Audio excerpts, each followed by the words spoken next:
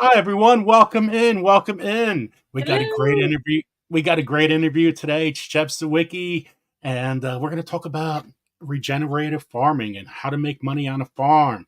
And we got a lot of other questions to ask. I'm so excited because this is so what I'm into. And I did farmers markets last year, and that's what I want to get into because I like selling a lot of my produce. And I did. I sold a lot of produce. We made a little bit of money at it, but I want to grow it on a bigger scale. So I'm curious. So if you guys are interested in this and you have your own little, you know, farm and you want to do this, this is really, really interesting stuff. Like, so hope y'all have a pen and paper and are listening. So, So we're going to go right to our 6 uses of soil video, yay. and we're going to get started. So welcome in everybody. We got let me see who just came on in quick before we start. Gil, Camp Patton Family Compound, built on a rock homestead. Helena M, Happy Mac, Kathleen Moran, Rudy is here. Okay, we're going to start up. There's 14 people already here. We got a lot of questions to ask. So let's going to do our 6 inches of soil film quick. Thank you guys all for coming. There's King Poobah. Poobaba. Okay, 6 inches of soil. 6 inches of soil feeds 8 billion people. We already grow enough of all the human essential nutrients to feed everyone who's alive. Farming is the single biggest cause of biodiversity collapse, the second biggest cause of climate change. Soil is the most valuable resource on the planet, and we're degrading it without even realizing. We have come to believe that money is more important than soil. That idea has to change. Regenerative agriculture is farming that we're producing food, but also farming in harmony with nature. You're working with nature, not against it. The more people see it, the more that they realize that it works.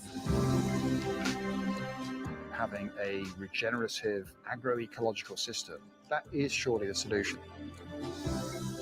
Soils are absolutely phenomenal in the amount of carbon they can store. What we absolutely need now is urgent action from the government. Until you deal with 9 retailers who have 94.5% of food sales in Britain, you're not going to have a level playing field. Consumers have a choice. They can decide to buy cheap meat from industrial farms, or they can find farmers that really value animal welfare and the environment that we're farming in. Dad started regen farming for the future generations to come, and that was the most selfless act he could have done. The people who are doing this are making big sacrifices. I think the potential is absolutely huge here. These farms really can change the world. It's all about the soil, isn't it, really? Yeah, definitely. Yeah. That's going to be so awesome to watch when that comes up. It's like almost here. Isn't that amazing? I'm excited to see it. It'd be cool. So we got 15 people in the chat. If you guys could share this out, I appreciate it. Okay, well, Jeff Siewicki. What do we know about Jeff Siewicki? Well, he's already in the chat, so let's get to it. But we got to share his LinkedIn and Instagram and YouTube and all that kind of stuff. But let's welcome in Jeff. Welcome in, Farmer Jeff Siewicki. Thanks for having me. So happy to have you here. This is awesome. And like Corky said, this is right up her alley. Like you wouldn't believe it. It's like I have chills because you're on for her. Come on now, it's just cold in New Jersey. We get a lot of deer in New Jersey. That's what we get. So, Jeff, I'm going to show everybody your bio, and since you're here, and you could add whatever you want to it. So this is your LinkedIn page. Whoop, I highlighted that. Let me go all the way up to the top. So if you guys wanted to reach him, you could try to follow. I don't know if he's going to accept or not, but a little bit about Jeff. Regenerative farmer and coach. I teach how to start and scale up profitable regenerative farms. And that we got to find out how you got there. So we're going to answer those questions in a little bit. But he's from South Carolina. And here we go. What's it about? Let me put my glasses on because I haven't been able to read lately. Dude, I would need like super glasses to see that. Like, I don't even know how you can see that even with glasses on.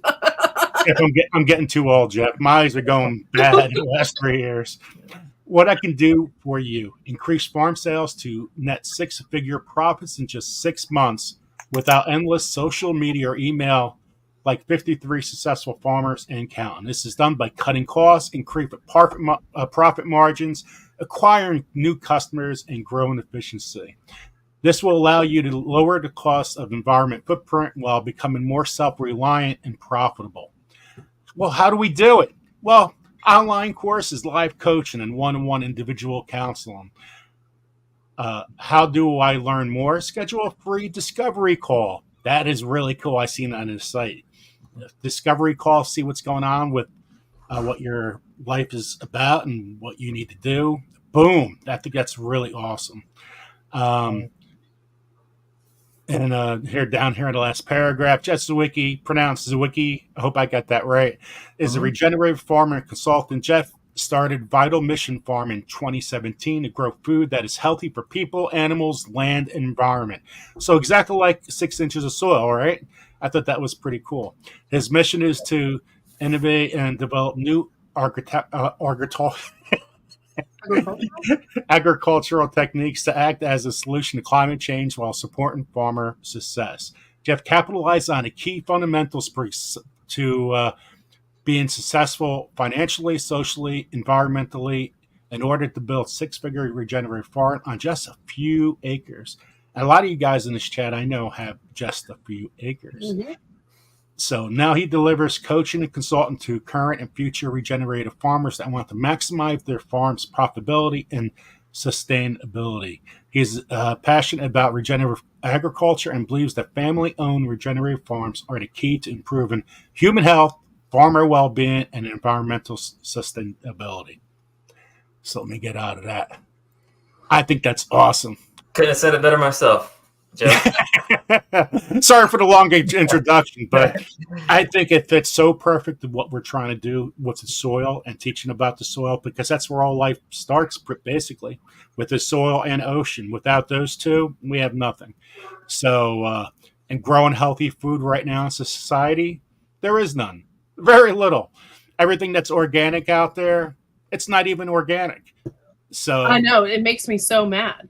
It makes me to the point where, like, I don't know what to eat anymore.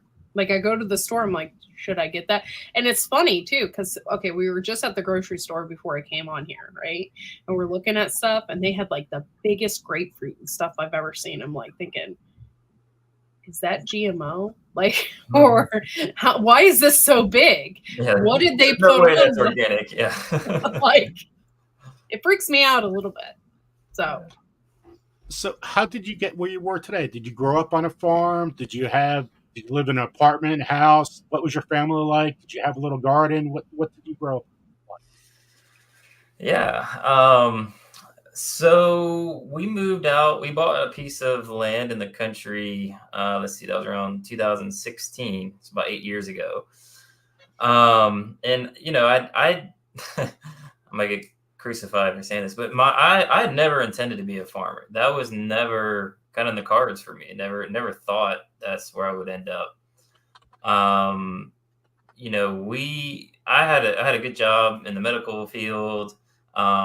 And we bought some land in the country. And at the time, I was getting a lot of my food from the environment. I would hunting and fishing. I was always getting, different proteins, fish, shrimp, crabs. We live on the coast, fresh seafood all the time. Mm-hmm. And so for a period of about 3 years, I never bought meat in the grocery store. And so we bought a piece of land out in the country, and we started a small garden, started growing some vegetables and stuff, and enjoyed the process. And I thought, hey, if I could raise my own chickens, I'll never have to buy meat in the grocery store. That'll be cool, because I like being outdoors and outdoorsman, hunting deer and hogs and all kinds of stuff. And so I bought 25 chickens, started raising them in the backyard, started learning about pasture raised poultry and kind of following what other people were doing, and learned about Joel Salatin and just loved the whole process of raising these birds and just fell in love with it. And when I harvested those birds myself and gave some to friends and family, and people said, wow, Jeff, this is some of the best chicken I've ever had. And I was like, wow, maybe there's something to this whole thing. And then when I started learning about the other benefits, like not only are the animals healthier, they're getting grasses and bugs and exercise and fresh air and sunshine, right? But we don't have to give them antibiotics. We don't have to give them medications. They stay lean, they stay healthy. It's better food for the consumer. And then learning about the regenerative agriculture aspect of adding manure to the soil, increasing our soil fertility, sequestering carbon, all these benefits. I was like, wow, this is really cool. And I saw regenerative agriculture as a potential solution to some of the challenges we're facing in the world, such as food insecurity, climate change, all these things, poor soils, all these things. Regenerative agriculture can be a solution. And I was like, wow, I want to get on board with that. That sounds something like I really want to get behind. That's awesome. Now, what are some of the biggest challenges of becoming a regenerative farmer? Yeah, so, I started raising some birds. And I was like, hey, maybe I can do this again. I raised some more birds. And I told my wife shortly after that I wanted to raise a few more for us. I raised 25. So I'm going to get like maybe 20 or 30 more. So we'll have plenty of meat in the freezer, for the rest of the year. She said, okay. And I bought 300. And she saw 300 birds. And how did you feel about that? She's like, wait a minute. Wait a second. What is going on here? And I was like, yeah, I figured maybe might as well raise a bunch, and see if I can sell a few and see how that goes. And so it just kind of grew from there. But to answer your question, the challenges were, it's one thing to raise some food for yourself, to have a backyard garden, a backyard flock, something like that is one thing. But a lot of times I talk to a lot of farmers, and when you actually pull the numbers and look at the economics and really dial into your economics of that farming operation, a lot of times your cost is far more than what you would buy that same food for in the grocery store. Now it is better quality and it's much better for you and better for the environment and all that, but it's costly. And so that's the challenge is, when I'm raising, it costs me, $12 to $15 to raise a chicken, and I can buy one in the store for $5 for a whole chicken that's already seasoned and cooked. How do you compete with that? How do you compete with this big industrial agricultural system that's so big and sells food so cheaply? And a lot of people will think, Jeff, food's not cheap these days. It's going up every year. And it is. But when you look at what it costs to produce food, the industrial system, it has artificially suppressed the cost of food so low that a small farmer can't compete. And so that is the challenge. How do you compete with this and how do you stay viable? So that's the reason why you have like 300 of them, then 600, then 1,000. If I had 1,000 birds in my backyard, oh my Lord, my neighbors would not like me. Yeah, and that's part of it. You get some economies of scale as you grow because for me, like to go outside and feed 2 chickens, I still have to feed them, give them water, move their shelter. To do 2 chickens or 200 chickens is about the same amount of time, right? And in terms of time cost, it's about the same effort. I'm just giving them more feed. It's just more birds. So you do get some some economies of scale as you grow. And that's kind of what I thought. It's like, oh, okay, to be a successful farmer, you got to be huge. You got to have a lot of land. You got to have a lot of equipment. You got to have a lot of materials. And so we started growing quickly. We started working with a lot of restaurants and chefs. The first 3 years, that was our business. I said, let's go after chefs. And so we've worked with like over 60 chefs and restaurants over the years. And that was really helped us grow and have consistent cash flow. But the problem was, as I grew, in a lot of respects, my cost actually went up because when I was smaller and I was doing it all, I didn't factor in my time. I didn't hire anybody else. I wasn't paying labor. Now I got to hire somebody because I'm managing a lot more stuff, and I got to hire somebody to help on the farm, and so I can do some of the marketing and stuff. And then, now I got to get a big trailer because I got a lot more that can fit in the back. All the birds can't fit in the back of my truck anymore. So now I need a trailer. And then I process them and now I need cold storage. I have to buy a walk-in freezer, and that's not something I had to do before. So in a lot of respects, your costs can go up as you scale up, and it can be a challenge. Do you have, like, your setup, do you have a place to put these birds, or do you have, now I know someone that has like 10 chicken tractors and they use them, they don't mow their yard. Mm-hmm. And they use they have 10 chicken tractors in their front yard. Is that what you do? Do you have 10 chicken tractors, or do you have actual building a facility? Yeah. So what we do on our farm is pasture raised poultry. We primarily do meat birds. We raise chickens, ducks, turkeys, and they're all raised outside. So the whole concept behind pasture raised poultry is that they need to be outside, raised on pasture for the majority of their life. And movement is the other key factor of it, because there's a lot of industrial systems that have 15,000 birds in a barn that you have to wear a respirator to go in there because there's so much manure and feces in the air. And then it's like, birds are dropping dead everywhere. And it's like, wow. Oh yeah, no wonder we're pumping up with antibiotics and vaccines. This is filthy environment. Why would you eat that? That's disgusting. But right. Aside from that, but they would have a small area that would allow outdoor access and say, oh, it's pasture raised. They have a 10-foot by 10-foot square area. I love how they trick that, right? Yeah, and it's so, and that's not what we advocate. So so pasture raised poultry is really, they need to be outside for the majority of their life, and they need to move. They have to go to fresh ground. Couple reasons for that. One, they're getting all those fresh bugs and grasses to eat, which helps increase the vitamin, the nutrient profile of the meat and eggs. Two, it keeps them healthy, right? So when they're getting those vitamins, that exercise, sunlight kills pathogens, sunlight destroys pathogens, keeps them healthy. They're getting fresh air, they stay much healthier. And three, it gets them off that manure. So they have manure load. They move to a new place, allow that manure to get absorbed by the soil, increase the soil fertility, allow that area to rest so it can regenerate and new grasses can come up, and move them to a new area, a new, fresh ground on a regular basis. So we do that. We started with chicken tractors, and that was our system for a while. A lot of people, that's what they use, chicken shelters, small movable pens that you can move around. But then we shifted to an electric netting system.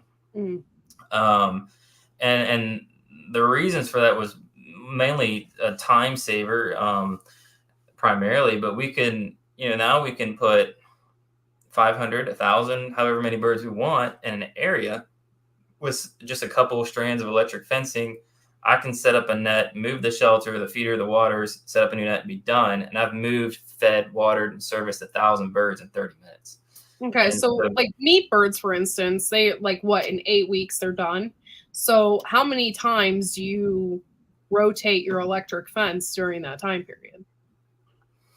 Yeah, so it all depends on the density we have. So for example, the kind of rule of thumb with pasture raised poultry is you want each bird to have about 3 to 4 square feet per day. When they become an adult, they need about 3 to 4 square feet of space per bird per day.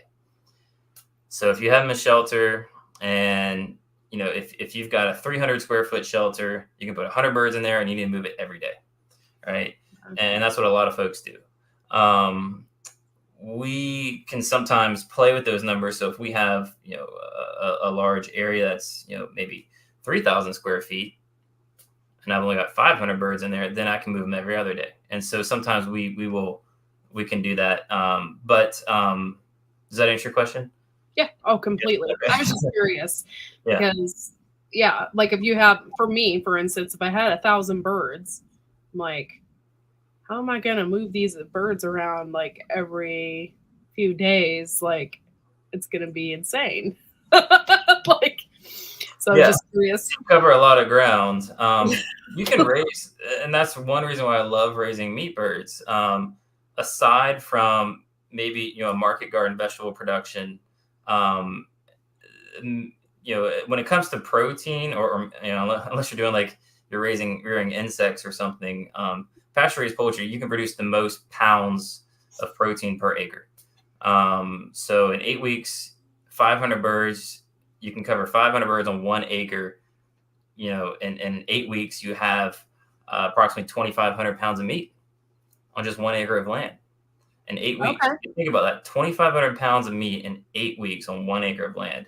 If you're raising cattle, that same cow would take an acre of land, and it would take you a year and a half to until you harvested that cow, and then you'd only have, you know, maybe 700 or 800 pounds of meat after processing. So it's extremely efficient meat birds from a land usage standpoint, and nothing really beats them. That's really awesome that you said like 500 birds per acre, because I have 2.5. I probably wouldn't want to go over 500 birds anyway, but I like that idea. I have a question about this, and I don't why I have it on my mind. I'm just going to ask you because I don't want to jump all over the place, but I do have a question about that. So, like, say for instance, I do have 500 birds and I butcher them all, and I can put those 500 birds, I put them in the freezer, and I say for instance, I want to sell them. Do people still want them if they're like that, if they're frozen? Like, say for instance, I had that chicken in my freezer for 3 months. Are people still going to want to buy that? So should I get a client list first of the people that want to buy chicken, or should I butcher them and then try to find a place that somebody wants? You know what I mean? How does that work? Yeah, good question. And yeah, to kind of unpack that a little bit, you know, that's the reason why I started Regenerative Success, was really focused more on the business side of farming, because that's where a lot of farmers, including myself, really struggle. For the first 5 years was a real struggle on our farm to figure out how to make it work, how to find customers, how to keep our costs low, how to keep our profit margins high, how to grow this thing and actually make a decent living doing it. But to answer your question, yeah, we sell a lot of product frozen, almost all of it now, and people have no problem with it. All right. Now we do sell some fresh, and I'd like to sell a lot more fresh. There's a lot of advantages to doing that. So a lot of times we will try to pre-sell a lot of our product before the harvest date. Okay. So we can get those pre-orders in. We already have some revenue coming in. We can use that revenue to pay our processing bill. And then on processing day, they show up to the farm to pick up their fresh product. Okay. Because so I know a lot of people want fresh, and that's what I was worried about. I'm like, if I butcher a bunch of birds, put them in the freezer, how much people am I going to get that are going to want those birds? I don't want 400 birds in my freezer with no one to sell them to. You know what I mean? Yeah. So I was just curious about that. For sure. Yeah, and pre-sales are fantastic. Whether you're doing, you know, a market garden or you're doing pork production, whatever it may be, if you can pre-sell that stuff to your customer base, that's fantastic, because then you get that cash flow in advance to pay some of your costs. You can also, and it saves you on freezer space. Now I don't have to freeze 500 birds. I might only have to freeze 300, right? If I can pre-sell some of them. So, so it's really nice if you can do that. So that's a nice thing to do. Okay. Sorry for jumping around, but I was just curious about that. So no, you're fine. It's going to be a little jumping around today, but you know, because a lot of people have questions, and everybody, you know, it's like try to keep a story, but you want their questions answered. So. And I also have another question. I'm going to have tons of questions, because this is also something that I do on the side to make a little extra money. And last year I did a really great job.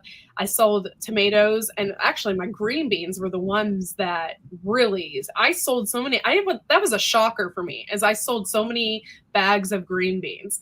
My problem is finding inexpensive ways to put my produce in. That's where I'm having a problem. I don't know what to put my produce in and make it inexpensive. I can't find a cheap place to provide me plastic bags and stuff like that. So I don't know what to do there. in that case? Is there like a magic place that offers an inexpensive way to do this in bulk, to buy plastic bags and different things? I don't want to even actually use plastic, but I don't know what else to use.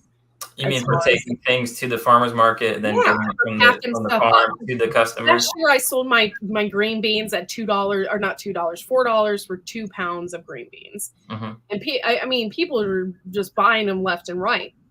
And I ended up putting them in freezer bags. I got a bunch of freezer bags and I poked holes in them, and I sold them just like that. And they were freshly picked, but at the same time, that's like, one, very cheesy. Like to put them in freezer bags like that. And two, I didn't know where to go or what to look at to buy bags that I could put them in. Or even like, I don't want to use plastic. I hate plastic anyway. So I didn't know what else to do. You know what I mean? Yeah, we don't sell a whole lot of produce on the farm. We do have some fruit and nut trees planted, but we don't have a whole lot to sell yet on the farm. We're hoping to grow that side. What I do see is a lot of farmers at the market. We do a lot of farmers markets, and a lot of the produce growers usually bring their vegetables in bulk, like in large totes, and then have it displayed open on the countertop.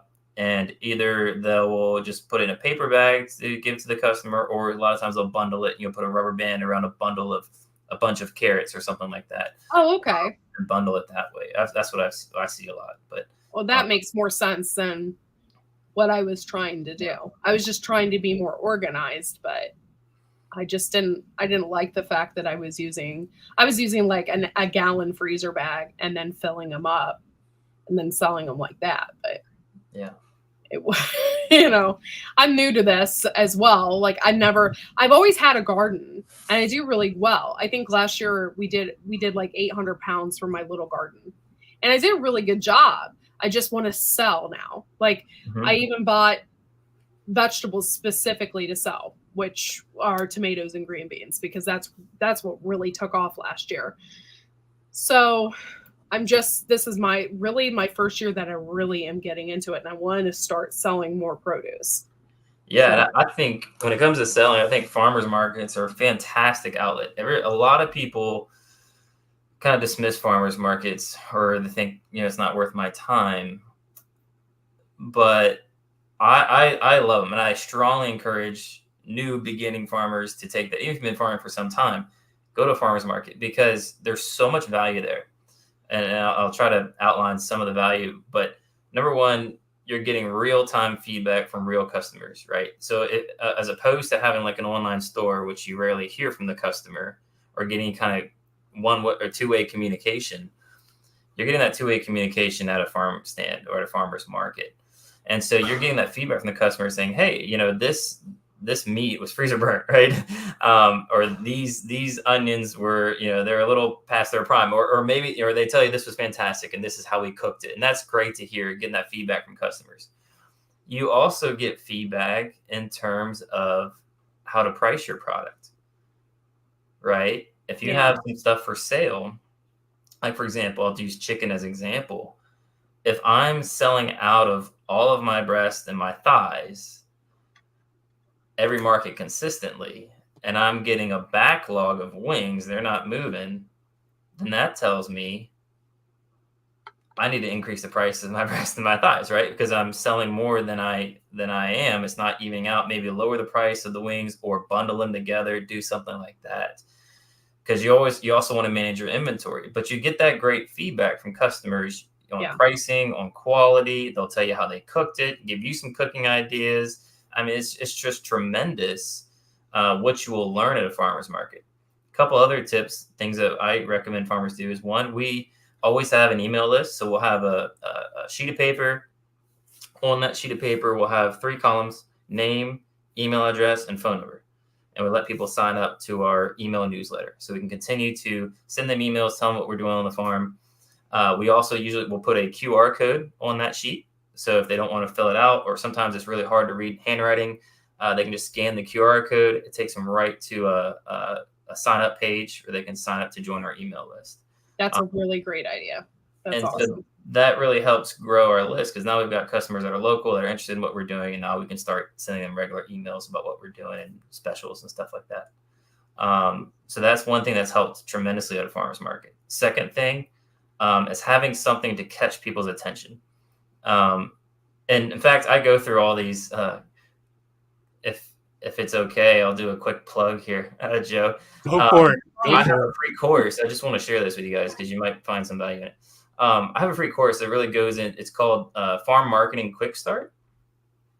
Here it is. So the link is courses.successfulfarms.com/collections. We have several different programs and courses listed here, but you'll see this Farm Marketing Quick Start. It's 100% free.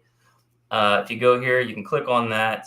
And it goes through, there's like 19 lessons here, just some of the principles I've learned about marketing a farm, getting started with farmers markets, chefs and wholesale outlets, how to sell to them.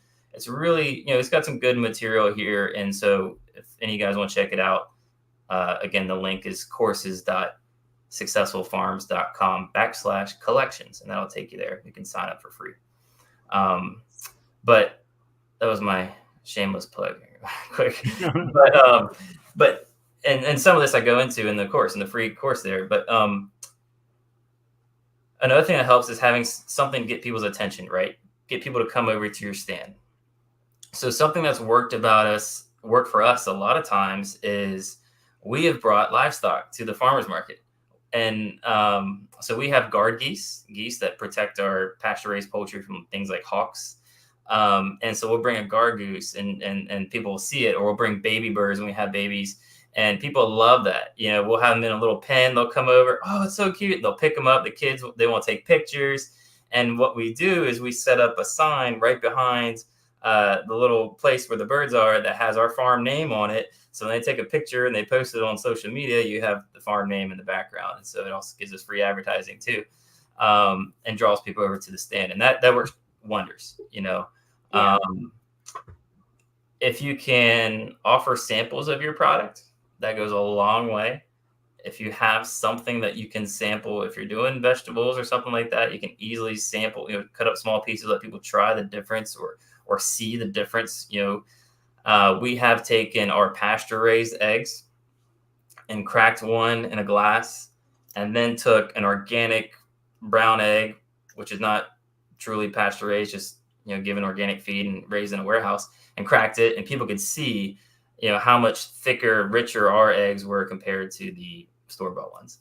Oh yeah, people don't get that either. Yeah, they're like, oh, just buy these eggs at the store. I'm like, you have no idea. Like, a lot of people don't even know what real eggs taste like. Mm-hmm. It's like, it's a huge difference. Like, my yolks are orange. My yolks are orange. Like, the color of the sun, orange. Yeah, and now it's funny because the industry has caught on to that, and so what they'll do is they'll feed their chickens supplements to give them a darker orange yolk. And so that used to be a telltale sign of pasture-raised poultry, but on the flip side, there's a lot of pasture-raised good farms that don't have orange yolks. It just depends on what kind of forages they have. But one thing that's usually is a telltale sign is the white usually has a darker tint to it, almost like a golden tint to it. So if you see, kind of some tint in the white, and you see a thicker white, it's not runny, and that shows you that's a better quality egg too. How about the shell? If the shell is easy, like if you broke the eggshell and one's harder than other, does that tell you any difference in egg? Yeah, I mean, sometimes you can have birds that are just thin shelled. They don't give as much calcium as they need, but yes, they will. The shells do get more brittle over time. So the shell's nice and hard. Usually, that's a sign as well that it's a good that's a freshly laid egg. Yeah, that's really cool. Yeah, specifically my turkey eggs. I usually don't eat turkey eggs very often. But when she's like, right now, like, she's so messed up from the weather. She's sitting on a clutch of eggs right now, which is really weird. But her egg, like her shell is so thick, I have to take a knife to kind of Is that right? Because I can't do my fingernails because it's so thick. I don't know what she's doing, but yeah. Bird. Yeah, turkeys, ducks, geese, they have thick shells. They do. And that's another thing is I have Muscovies, and I have a ton of them, right?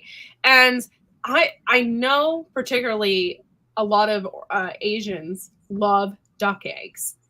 I would love to sell my duck eggs because I don't eat them.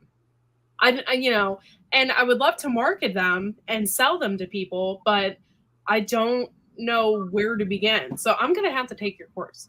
I'm going to have to start doing that and figuring out, because my ducks, I mean, if not, then they're just going to have more duck babies because I don't really know what else to do with them. Yeah. And again, farmers markets, beautiful way to start getting it out there and doing what you do.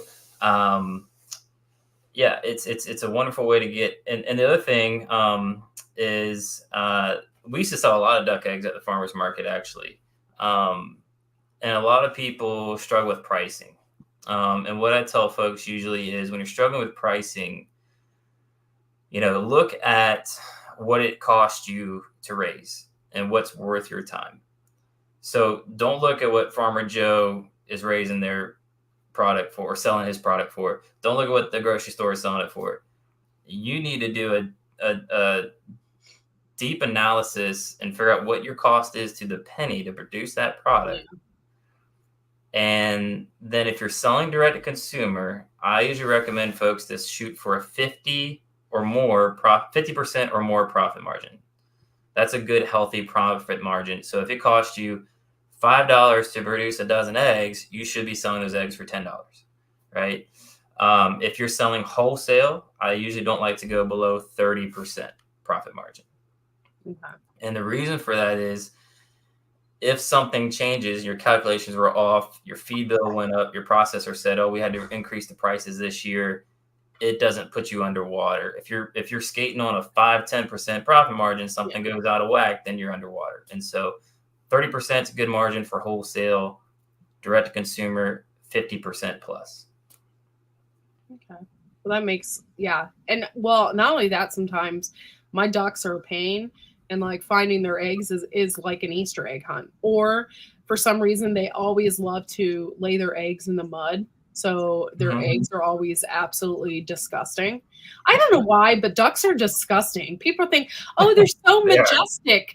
And I'm like, yeah, wait till you get a bunch of duck babies and they're in the thing and they're like trampling in their poop and they're just disgusting creatures. They're very messy. Yes, very messy. Yeah.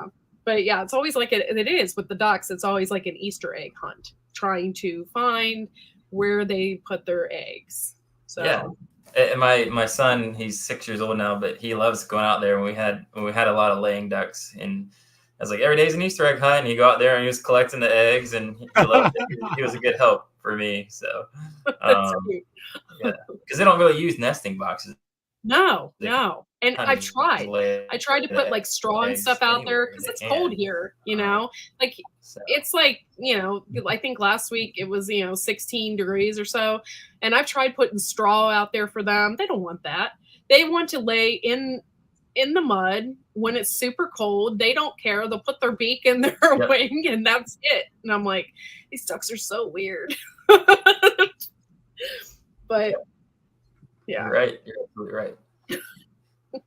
So Jeff, to increase your profits, it all has to be with increase your soil fertility, your biodiversity, and your water retention, and this soil carbon sequence would make your chickens healthier. Is that the main focus? Like when you start? Yeah. So on the regenerative side, what we have seen, I can only speak for myself. What I have seen on my farm is that when we rotationally graze livestock, we do it properly. We speed up that growth death cycle of plants, right? Grass is growing, plants are growing, cow eats it, bird eats it, whatever tramples it, that plant dies. All those roots slough off, become organic matter in the soil. and then it regrows, and then it dies again and regrows. And we speed that process up because we're constantly bringing animals in. It dies, eats it down, then it regrows. And so we're speeding that up. And so a study done by the Rodale Institute, if you guys are familiar with them, they kind of started the whole organic food movement. They did a white paper, and they showed that if we took an area of land and we roped it off and we said, we're not going to touch this, we're going to practice conservation, it would take 100 years through natural processes, the natural growth death cycle of plants, to increase that organic matter of that soil by 1%. It would take 100 years. When we have used pastured poultry in our farm, we have increased organic matter by 1% every single year. We've seen an increase of 1% organic matter each year. So it's 100 times faster. That's because they're scratching the ground, they're pooping in it, they're doing everything that's necessary for the dirt. Yep. They're adding all that manure, all that nitrogen to the soil. After we put chickens in an area, they eat it down to dirt if you leave them in there long enough. There's nothing left. You move them, within 6 to 8 weeks, we've got grass that's, up to my chest. It's unbelievable how fast it grows because there's all that nitrogen in there. Yeah. But that just adds so much organic matter to the soil and really rejuvenates the soil. And the other benefits, of organic matter is that for every 1% organic matter, the 1 acre can hold 20,000 gallons of water for every 1% increase in organic matter. That's a ton of water. Think about how much irrigation you don't have to do if you can bump up your organic matter by a few percent. That's amazing. Wow. It can also hold more nutrients. You don't have to fertilize. You don't have to use any. So now, if we're focusing on the soil health, or we're focusing on the system as a whole, if we can bump up that organic matter, bump up the health of our soil, we don't have to irrigate, we don't have to fertilize, and we can literally grow a natural system. We have a silvopasture, so we have some fruit and nut trees planted out in our pasture that we do zero irrigation to, zero fertilization to, and we get fruit. We're getting nice harvest every year. And so we're doing this without any kind of irrigation or any kind of fertilization. And you hear about a lot of I guess it was the almond farms in California last year that farmers were burning because they were in such a deep drought. Yeah. And they're literally burning hundreds of acres of nut trees. But there's a few regenerative farms that had good quality soil that their trees survived. They're doing just fine. And so I think regenerative agriculture, using these types of processes, focusing on the ecosystem and the soil health is really the only way to survive, the only way forward when we got, when farming agriculture is becoming more and more difficult every year. Now, do you do nutritional testing with the eggs? Like you read the back of an egg carton, you got, your protein, all that stuff. Do you do it to your own? I haven't personally done it for our farm, but I've seen a lot of studies, a lot of reports that has done extensive testing of commercial eggs versus pasture-raised eggs from multiple farms. And it's unbelievable when you look at the nutritional analysis. The concentration of micro and macronutrients are just through the roof. Like the omega-3 ratio is so much better. The vitamins A, D, E are through the roof. It doesn't even compare. They say that farm-raised eggs also don't have hardly any cholesterol in them.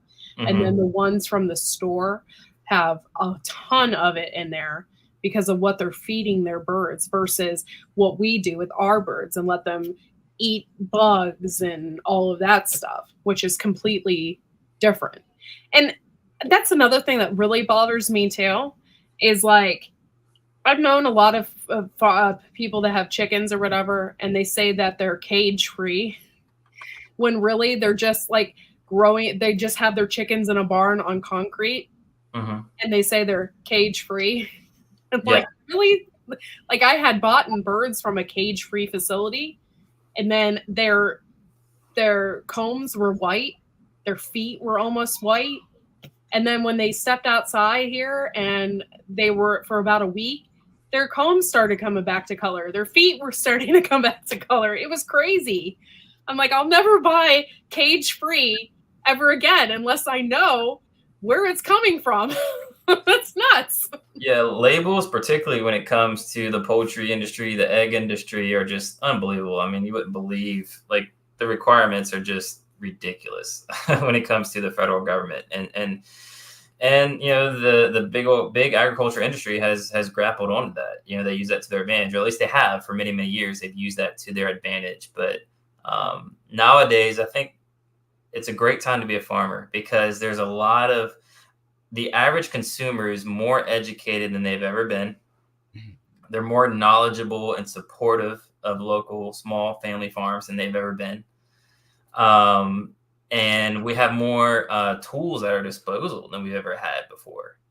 When you think about the ability to use things like solar panels to energize your electric fencing, and you know, sophisticated well pumps and water systems, I mean, these are things that people didn't have, you know, 50, 60 years ago. So,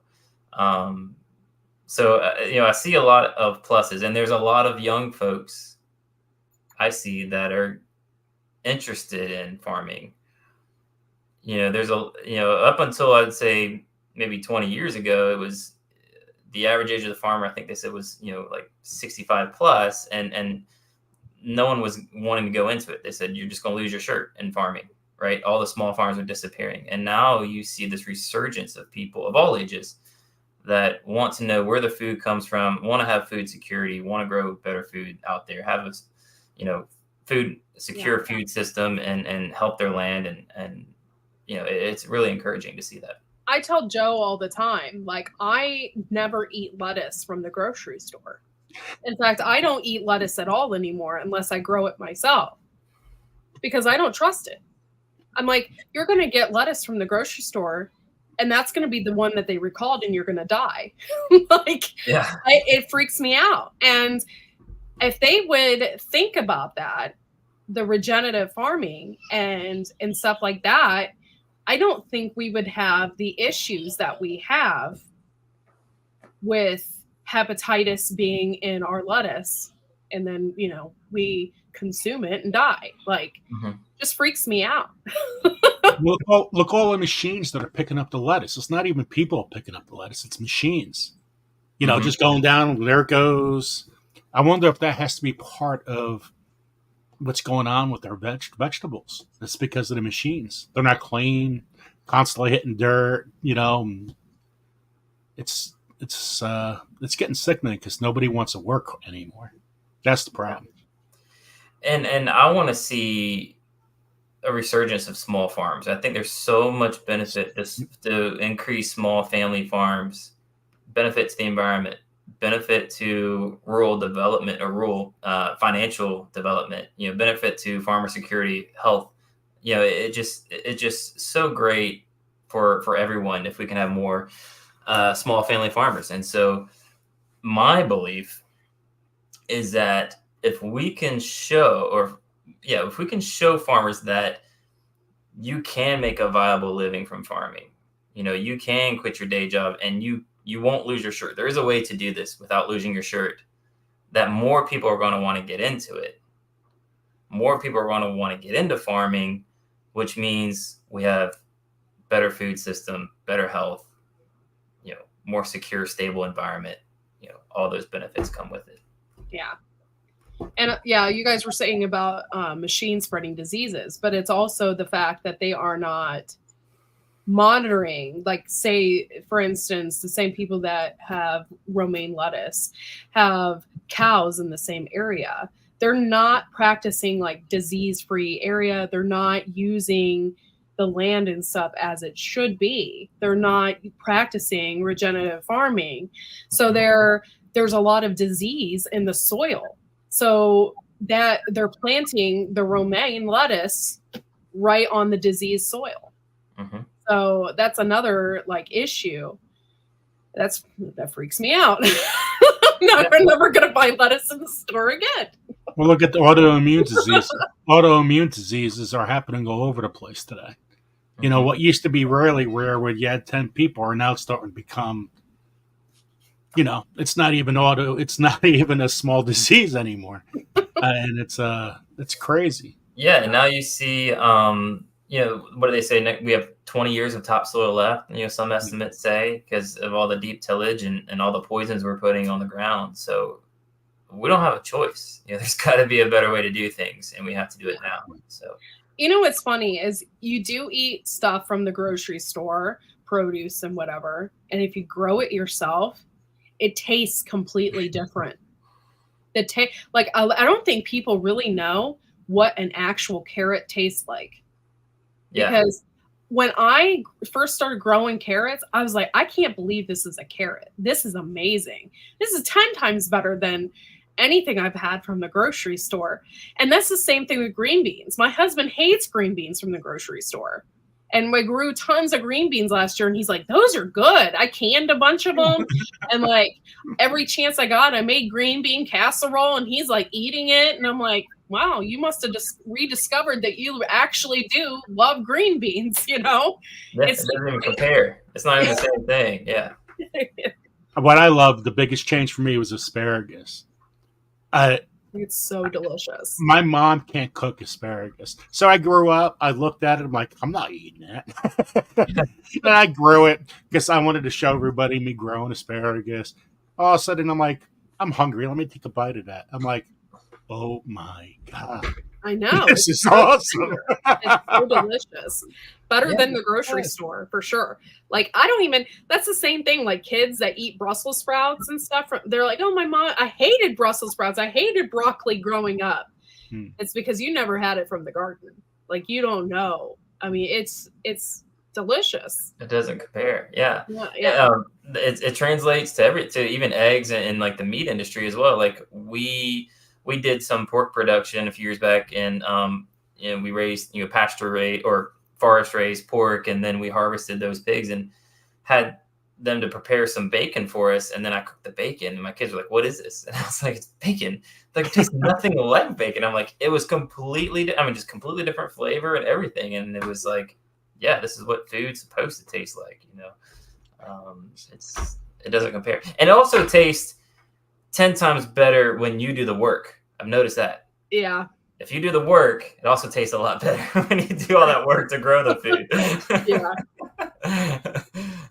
I grew up next to a farm. They had 100 acres, so they had everything, cows there, everything you could imagine. But they also had a market. So anytime we wanted lunch meat, we got free lunch meat. We got free everything. So it was like free eggs. So all of a sudden, once they moved, which I was like 11, 12 years old, I'm like, what's this? It's not the same. Yeah. I had the freshest of the fresh growing up. It was great. Yeah. And it was great when there were stairs and stuff, and they would get loose, right? And a whole town was a small town, but it got bigger every year. They would have to close down town because the stairs used to go in the ShopRite parking lot down the main road, like a little highway. Oh, nice. Yeah. That's funny. Oh, geez. But yeah, so this has inspired me. We wanted to do a new chicken. I have like over 50 birds right now, and it's a little much. But we're gonna build a new chicken coop, and the places where my birds are now, we're going to grow vegetables at. I'm going to, because they have just, chickens they've decimated their little area. So I'm excited to see how things are going to grow in that area, and it's going to be quite interesting. There's a lot of synergy between plants and livestock, and we toyed with that idea a little bit. If we could bring the pigs in here to kind of do a little light tillage on the soil, then bring the chickens in to eat all the bugs and put the manure layer down, and then plant it. It was like, let's let the animals do the work for us, and fertilize and get everything, prep the beds, and then we can plant with vegetables. So we've tried that a little bit, but I think there's a lot of opportunity that hasn't been explored in that regard. I mentioned before, we do have, some fruit and nut trees that we plant. And so it's a silvopasture based system where they're widely spaced. We graze our birds underneath the trees. And the benefits of that is, even if we never get a piece of fruit, there's there's so much value in having those trees there. They provide shade, they provide protection from predators. The birds are lawnmowers, fertilizer program, and pest control all in one. You know, it's just a great symbiosis between, you know, the tree production and the birds. So I think there's a lot of opportunity to incorporate, you know, a lot of synergies there. That's really cool. Yeah. Let me show a couple where you can find Jeff, because we got some other kind of questions pop up for a while. But let me, I want to make sure I show this. This is Jeff's YouTube page, Farmer Jeff Siewicki. So a lot of stuff showing here, how to beat your competition at the farmer's market, identify your biggest problem in your farm business and solution. A lot of stuff going on here that he talks about. He posts basically every week. This was 6 days ago, 8 days ago, 2 weeks ago, a month. A lot of great information here.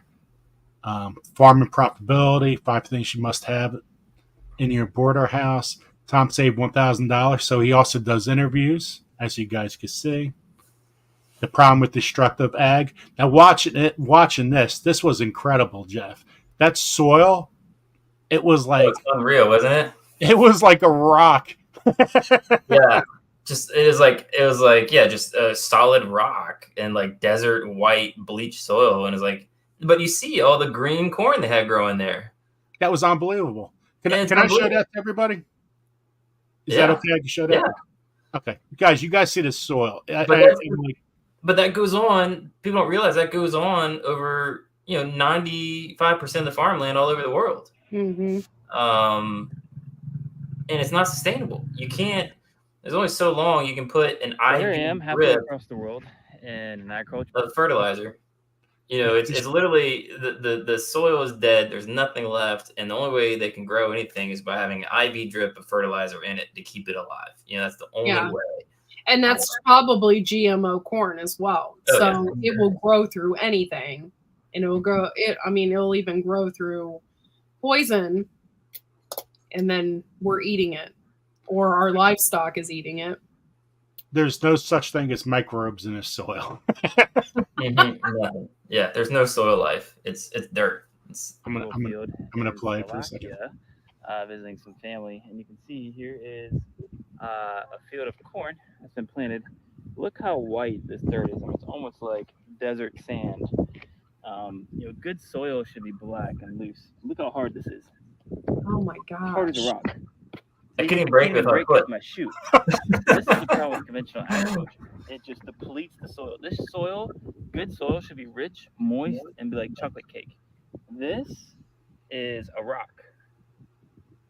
And they're planting. It's unbelievable. I don't know how it's growing, but they can plant anything. It blows the mind that they could do that. Fertilizers. You know, well, you see the corn in that area. That's probably why it's actually not doing it. It doesn't look like it's doing really well in that area. Releases all the good stuff, all the oxygen, all the carbon, or all the carbon gets oxidized. Look here. Look at this. I just broke a little bit. It's like dust. Right? That is not good soil. There's nothing living in there. There's no microbes. And that's why we can't keep doing this. The topsoil is completely depleted from this field. All the organic matter has been oxidized. Topsoil has been removed, which means all the life, all the microbes is out of this soil. In a tablespoon of soil, there are more microbes. There's several billion microbes, almost as many as there in a tablespoon of soil, almost as many living things as there are people on the planet of Earth. And so when we do this, when we till and we use artificial chemicals, herbicides, pesticides, we use heavy fertilizer application just to get something to grow, because nothing would grow in this unless we feed it all kinds of fertilizer. We're just killing the soil. We're killing the life. And this is why farmers have to rotate as CO2.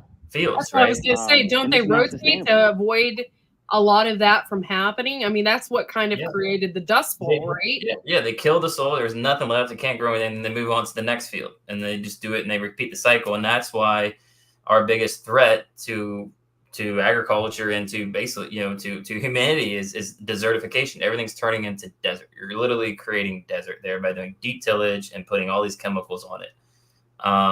So there has to be, and that's why they say, we're losing topsoil at the incredible rate we are. We only have 20 years left of topsoil. We have to do things differently if we want to eat, unless we want just lab grown food, which I'm not too keen on eating lab grown food. Yeah, I can't believe that. Hey, lab grown meat. What has been going on with that? Or should I even ask that question? I was leaving a conference, and regenerative ag conference, and it was funny because that topic came up, and on the way home, I was driving home, I passed the KFC, and KFC had Beyond Meat, artificially grown, artificial meat, chicken nuggets. And I hardly ever eat there, but I was like, I got to stop in. I just got to try it, just see what this is all about. I got to try it, because that's the big thing that was going on at the time. This is, I think, a year ago. And so I stopped in and bought it. And I'm not kidding you. I took one bite and I spit it. It was the most disgusting thing I ever had. It tastes nothing like meat. There was no no flavor. It was just terrible. No texture to it. It was awful. And I was like, I can't believe people are actually promoting this stuff. But yeah, it was awful. It was just fried crap. Yeah, basically. it was fried chemical, lab grown chemicals. It was terrible. But that's the first time I heard somebody tell me about that lab grown meat. I mean, that's unbelievable. Yeah, it was. Wow. It was bad. But so farming is a challenge, and it's, I think, where a lot of farmers struggle. There's a lot of information out there about how to farm, right? If you want to raise vegetables or pork or chickens, whatever it is, there's a lot of information out there from the USDA, and some of it's pretty good about how to farm. But I realize there's very little information how to make a living farming. Yeah. Right. When I was trying to do this, so I struggled for about 5 years, really struggled trying to make this farm work. I was working full time, 40 hours a week. Then in my spare time, I was doing the farm and, doing 40 hours a week on the farm, plus trying to keep up with family and everything. And it was just killing me, and I was like, something's got to give here. And one of the mistakes I made was I was trying to do too much. I was doing, we had done some vegetable production. We tried some mushrooms. We did pork production. We were doing eggs, chickens, ducks, turkeys, geese, all these different things. And I see a lot of farmers doing that. They think they need to be old McDonald's farm and have all these different things going on. But what happens is, think about any other business. Forget farming aside. Let's say you want to start a t-shirt business. That in and of itself, starting a small business is very hard. When you start a farm, you're basically starting a t-shirt business, but instead of just selling t-shirts, you're like, I'm going to grow the cotton and make the t-shirts and sell them, right? So your exponentially levels more. The difficulty is exponentially higher than any other small business, right? And we know how hard it is to get a small business off the ground. Then let's say you're like, well, I'm going to do t-shirts and I'm also going to sell auto insurance. Right? Can you imagine how difficult that would be, trying to do two separate things? And that's what most people do on their farm. When you're trying to do vegetable production and pork and chickens, your finances are split three different ways. Your focus is split three different ways. Everything is split, and it just makes the odds of succeeding that much more difficult. And so one of the things that really helped us kind of get over that hump and start seeing some success on the farm was focusing on one thing. Just pick one, whatever it is, and do that. There's companies out there that have made billions of dollars just selling salt. There's companies out there that made billions of dollars just selling lettuce. You don't need all these different things. Focus on one thing, make that work, get it so it's producing consistent revenue, it's doing well, and it's kind of on autopilot. Then you can add a second enterprise if you decide. That would be my advice. Who else works on your farm besides yourself? We have a few folks that, I have one person that comes out to the farm a few days a week to do some of the production side. We also do, during the summertime, we'll do about 5 farmers markets a week. And this is one of the criticisms of farmers markets is people say, I can't make any money. It's, I spend my whole day there. I have to commit on my Saturdays. We do 5 farmers markets in the busy season, and I don't go to any of them typically, unless somebody calls out as emergency. So we have it set up. I've set it up so I have people that I'll train, kind of get them familiar with the process, what's going on, and let them kind of take over. And I really let them manage the market. They keep all the materials, the supplies, the product, and I let them kind of take charge, and they are paid a commission basis. So I usually pay them, 15 to 20% commission, depending on like their sales volume, so that they are vested in the market. They're not punching a clock and sitting there all day. They're actually vested in engaging with customers and telling about the farm and trying to, sell some of our products. And that's worked really well. And I don't have to go to any farmers markets on a Saturday. Well, you also, I always consider, family's number one. Now you have a son, right? Mm-hmm. You have one kid, one child. So you get a chance to spend, so you want to spend time with your kid watching these games and stuff, because if you don't have that, and that's my biggest problem. I'm constantly working, and I got to spend more time with my family. Biggest issue I have right now. And so when I see what you're doing, and like, well, I got to make time for my son. How am I going to do that? My family. Yeah. And so, that's what you're 100%. Doing. Yeah. And that's kind of where I came to the realization after struggling for 5 years. I was like, something's got to give. This is killing me physically, mentally, emotionally, financially. Something's got to give. And so that's when I said, I'm going to focus on one thing, streamline it so I can get some of my time back. Yeah. Put all my focus on one thing, make it succeed. And get to the point where I can also have time for the family. And that was, a big game changer. Another thing that was important is really trying to figure out how to get that profit margin wider, bigger. Farmers do all the work. Typically, when you're selling a food product, the farmer does the lion's share of the work and gets the tiniest piece of the pie. Right? You're selling a farm product, and oftentimes it goes to a grocery store, a middleman, whatever. Then it goes to somebody else who's producing something with that product, making something out of it, then selling it to the consumer. Everyone else is making money except for the farmer. That's traditionally how it's done. So I believe that the farmer should get the biggest piece of the pie. They're doing all the work and taking all the risk. Right. And so where a lot of farmers stop is they say, I'm a farmer. I raise a product, that's it. But if we take it a couple steps further, and I'll give you a great example. If we take it a couple steps further, we can capture a lot more of that retail dollar from that customer. So cattle is a great example of this. There's a lot, and I consult and teach and talk to a lot of farmers, and we get some, a lot of cattle farmers, beef cattle, and they say, oh, I'm raising cattle, and I raise this cow for a year and a half, and then I take it to the sale barn. Right. And I sell it for $600 and it costs me $550 to grow this cow, and they're not making any money. And it's like, okay, so let's look at that. You sold a cow for $600, made zero profit. What if you had sold that cow direct to consumer, right? If you had slaughtered that cow and sold, half share of beef, you probably could have sold it for double that, correct? I say, yeah. Okay. So you sold a half share of beef. Now, let's take that a step further. The further along we can get that same product to be ready to eat, the more we can charge for it, right? Because we're offering a service, we're offering convenience. So if we take that same cow, we sell a butchered half share of beef to somebody for twice what you would have sold a live cow at the auction barn. Now let's take a step further. We cut up that cow, we part it out. We take it to a butcher, he wraps ribeyes and steaks and ribs and everything else and gets all these products.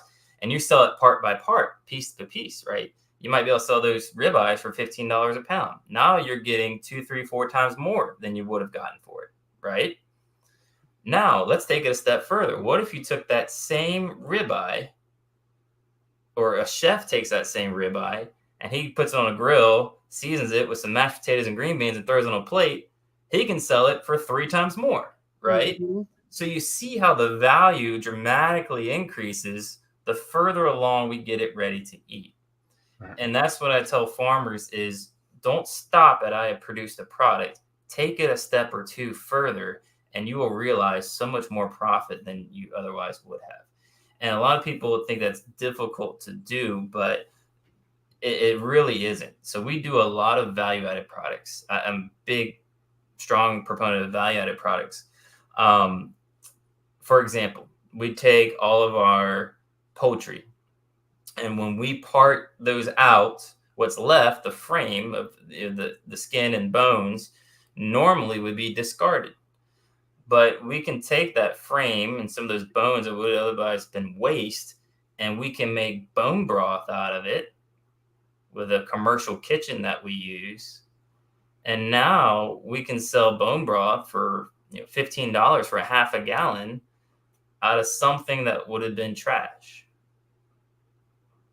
And that's just icing on the cake. And you can do this. You can start to brainstorm how you can add value to your products. You can increase the profit you get.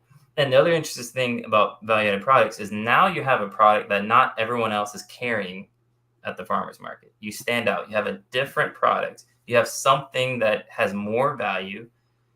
And we noticed when we started doing this with a lot of our products, not only did our total sales increase, but our profit increased, and we're selling more product than we otherwise would have. And we didn't have any competition. So really looking at how can I take this product a step further? If you've got mulberries, make mulberry wine. If you've got, it's that kind of concept, right? If you can take it a step further, you can collect a lot more of that profit, and it really doesn't take a lot more work. We were selling a lot of our poultry to chefs, and at the end of the day, after all my expenses were paid, I would profit about $10 a bird. That's what I walk home with when I was wholesaling it to a chef.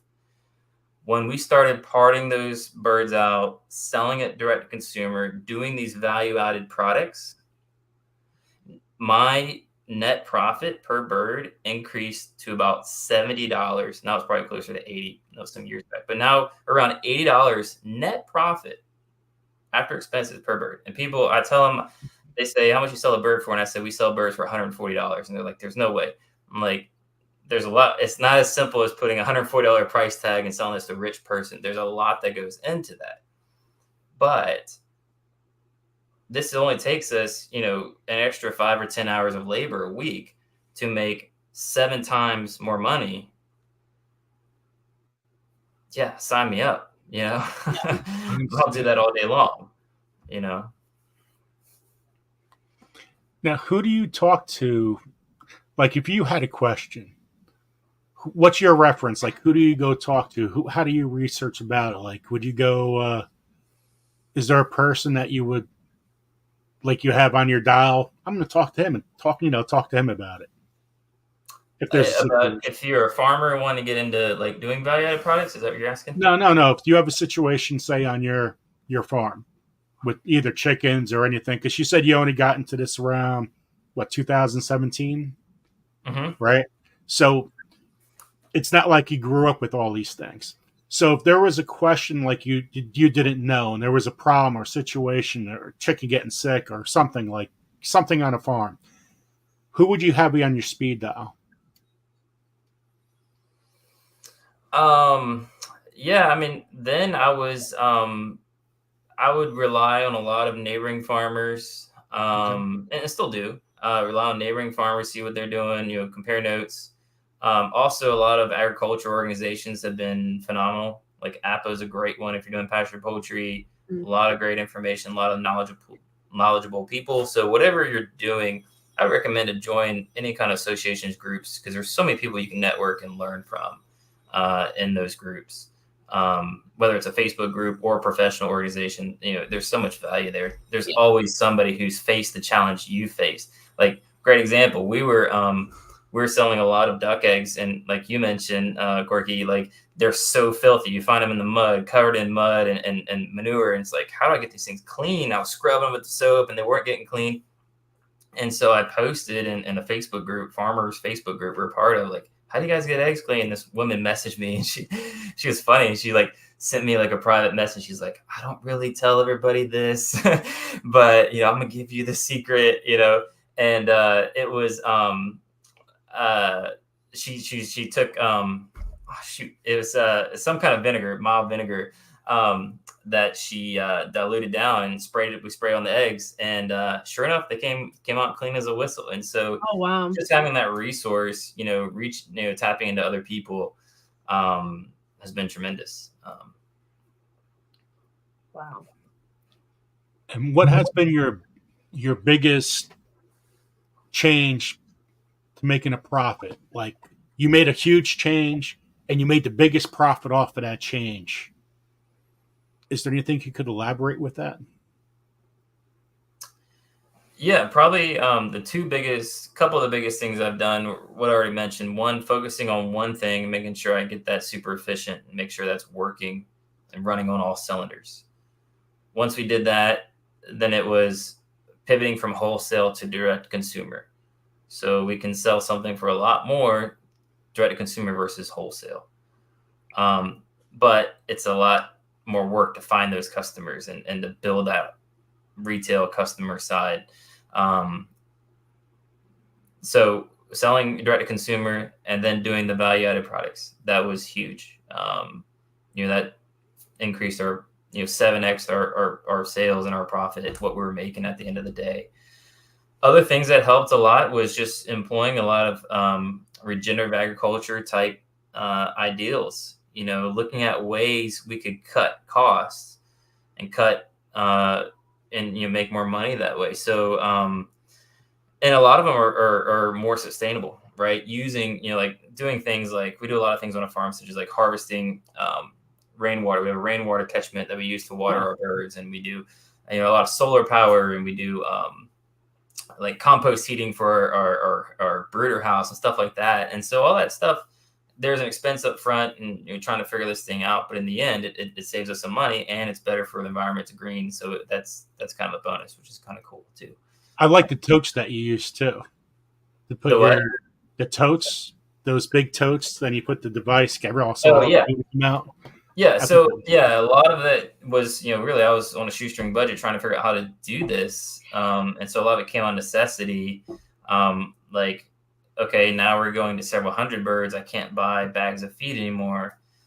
I had a feed mill down the road that would deliver feed to us, but they delivered in a giant truck with an auger, and I had to have something to put that feed in, because the minimum order was 6 tons. It's 12,000 pounds of feed was the minimum order that they would deliver to me. Wow. But it was going to cut my feed cost in half. And I was, doing 500 birds at a time, 500,000 birds. And so I was like, wow, this would save me a ton of money, a ton of time. I don't have to fetch feed. I need to have something to store this feed in. Well, when you look at buying something like a silo, a grain mill, a feed mill or silo, it's $5,000-$10,000 plus. So what we did was, you saw that video on my YouTube channel, I guess. We took those IBC totes, 300-gallon tanks, and we filled those up, just cut a hole in the bottom and put a sliding door so the feed could spill out into a bucket and we could feed. And so now we can, and those totes, I bought for like $75, I think, used. And each tote could hold around 1,500 pounds of feed. So all I needed was, a few of those, and I was good to go for just a few $100 rather than spending, $10,000 on a feed silo. Yeah, that's a good idea. Yeah, or grain bin. Yeah. Well, you got to save that money each way you can. It's money, save money, more money in your own pocket for your family. Yeah, it goes a long way, because every dollar you can save on your farm, and that's. So I do a lot of one-on-one coaching, consulting with farmers. And the first thing we do, I said, before we look at how to increase your profit, before we talk about marketing strategies and getting more customers, the first thing we're going to do is look at your cost, figure out what they are to the penny, and then identify ways we can cut it.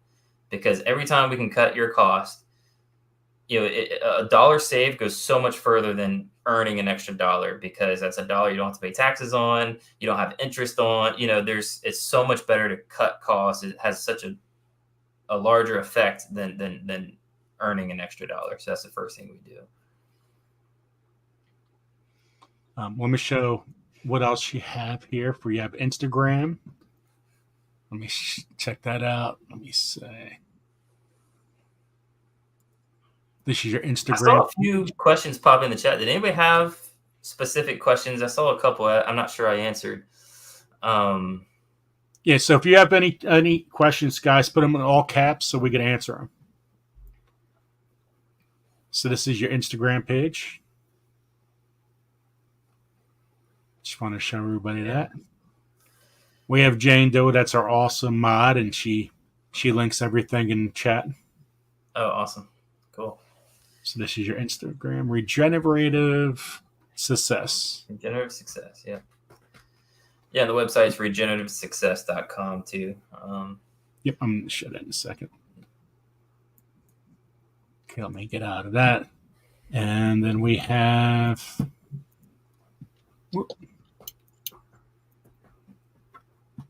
regenerative success. So if you want to go here, it has all his links from the YouTube, the website, YouTube channel, Facebook group, Successful Farming Podcasts. He has a couple of podcasts there.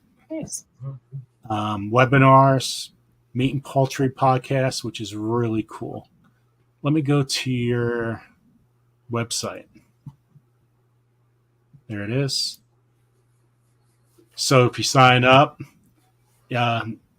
I did this before, actually. You could get a free phone call. Well, phone call. You could talk about that if you want and see where you are. Yeah, on the website, there's like a little form you can fill out, join our newsletter. And I like to, we send out a lot of newsletters, a lot of valuable information on, regenerative farming and a lot of farm marketing and business tips and stuff like that. So you can check that out. If you want to sign up for the newsletter, you'll get a lot of that kind of stuff. We get in our email campaigns.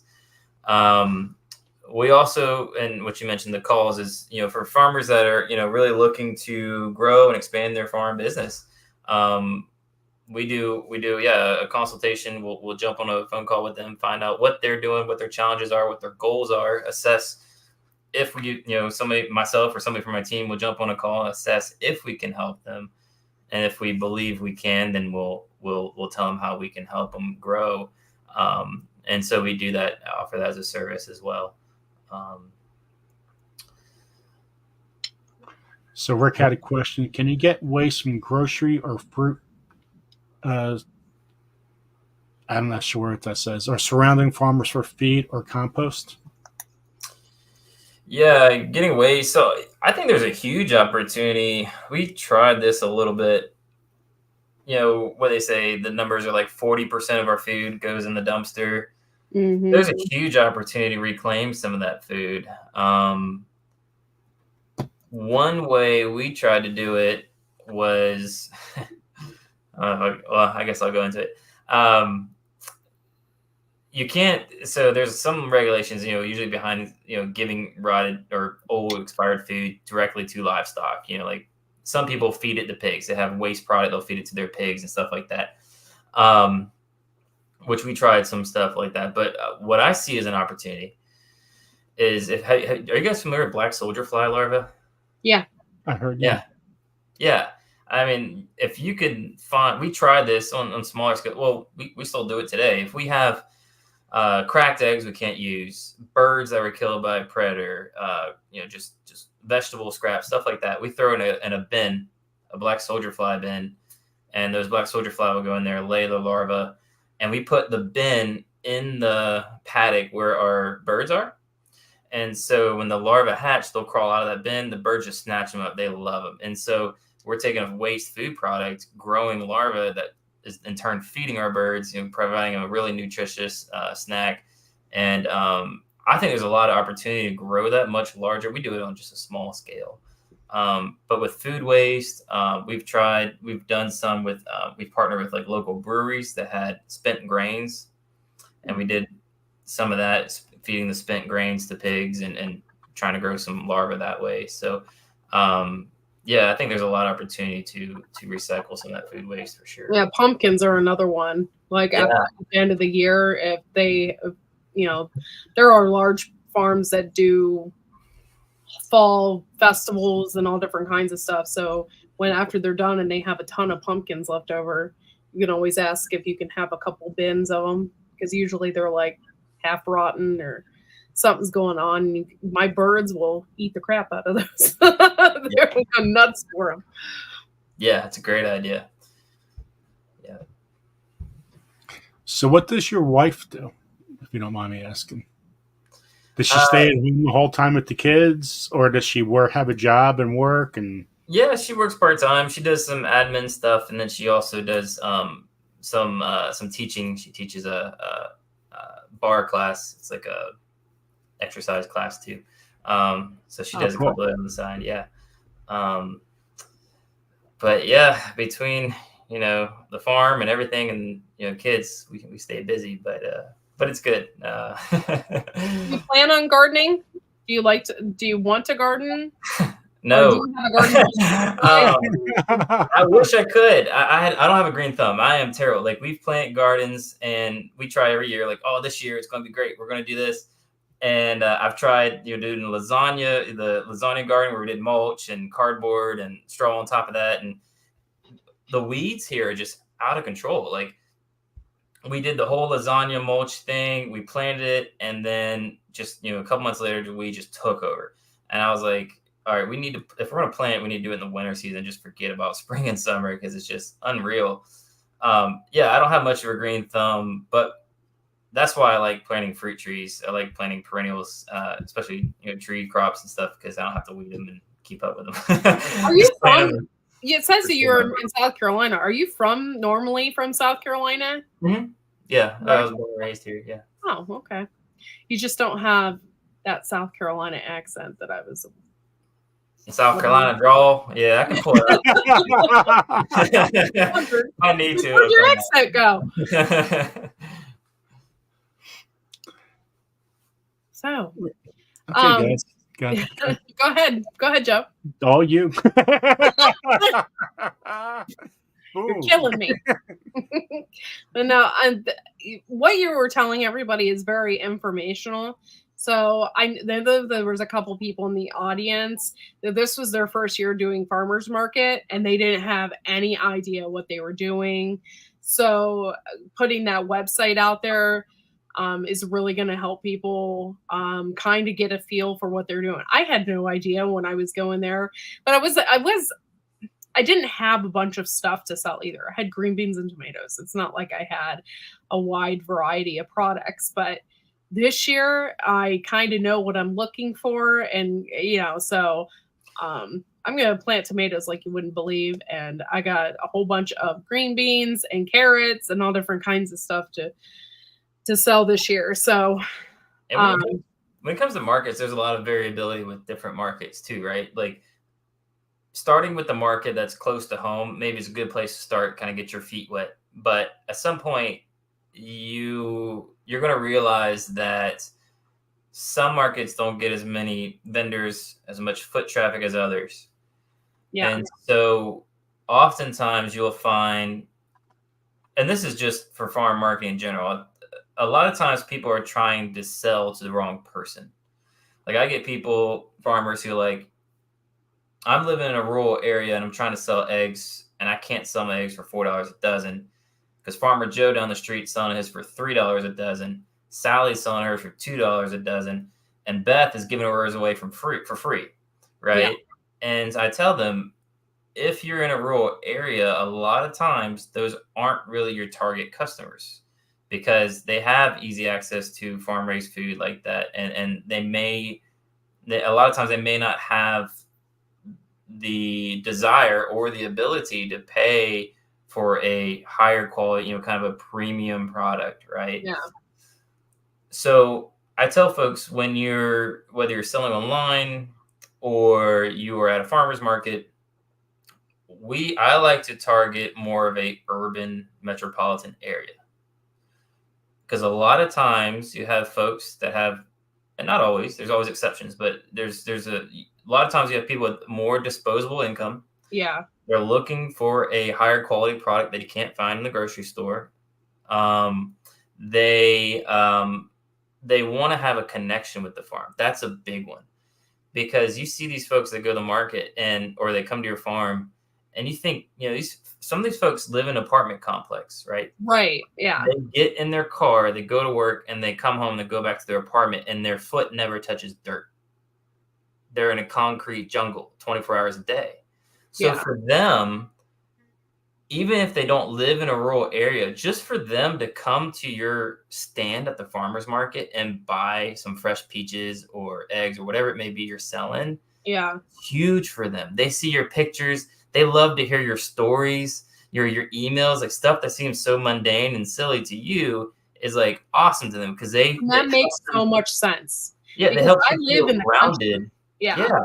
And everybody here has eggs. Everybody here, you know what I mean? I sell to my neighbors and stuff, but like they can have a garden too. So if you sell in a more urban area where people live in an apartment, they don't have the chance to buy that or even grow their own fresh That's right. whatever. So to target that area is very smart. And they love it, you know, and they feel that connection to the farm. Just the fact of them buying their food and kind of hearing your story, they eat it up and they feel more grounded and connected to the farm. It's huge for them. Yeah. And so when you're looking at farmers markets, at some point you might want to say, okay, maybe in the city there's a farmers market. You're going to see a lot more vendors there. You're going to see a lot more traffic. They may not all be local traffic. There might be a lot of tourists there too, depending on where you live. But that's okay. You're going to see a lot more people, and you know, if you've got more eyeballs, you know, chances are you're probably going to sell more product and at the end of the day, you know, make, you know, have more revenue. I have this lady who is not too far from me. She does an amazing business. She has greenhouses and stuff like that. She just does it all from her yard. And she has a Venmo and she does it online. And she's like, okay, I have this and this and this.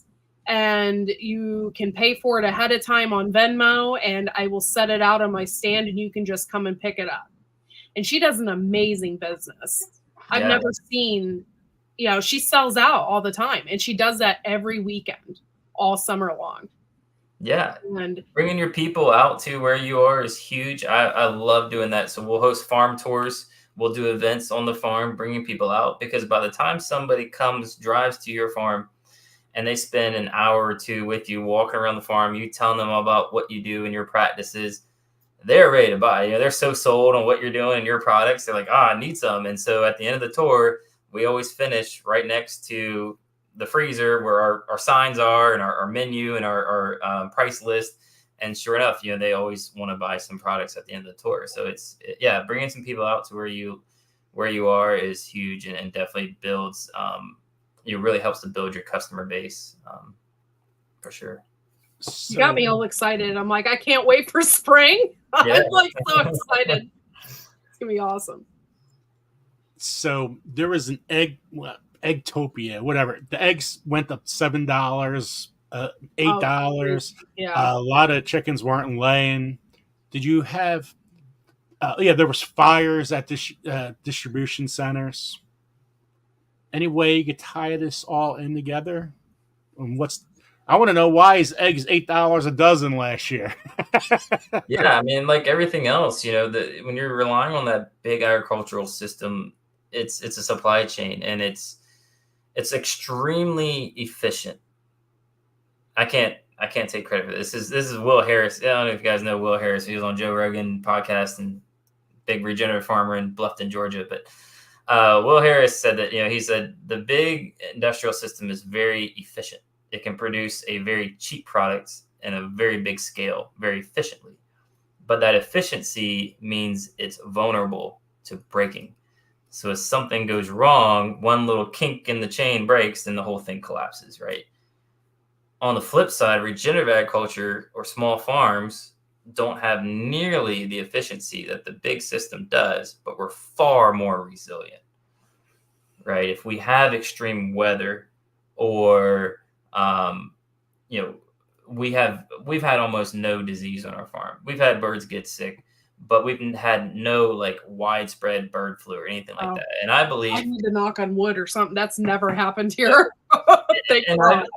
I know there's some pasture poultry producers that haven't been so lucky, but I believe a big part of that is the way that we do things. They're outside, they're getting fresh air, they're getting sunshine, they're staying clean and healthy, not cooped up in a tight room altogether. So I think the way that we're farming, what we do is lends credence to the fact that we can have a resilient farm in the face of things like extreme weather or fire or disease or whatever it may be.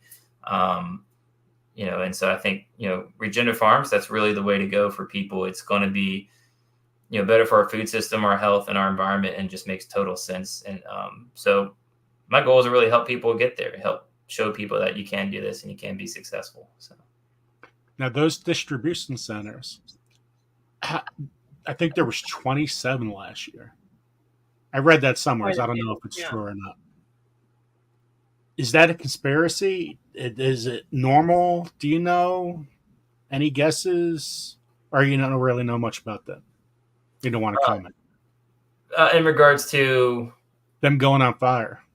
Oh, yeah, I don't I'm not real familiar with the story. I'm not sure I followed it, but I wouldn't be surprised, but you saw the same thing with the pandemic. A lot of these poultry processing plants, people were getting sick. They couldn't process poultry because all the workers are getting sick, or pigs for that matter, and they're slaughtering pigs by the masses, and so it just lends credence to the fact that the big agriculture system, that supply chain is weak and not resilient to change or to disruption.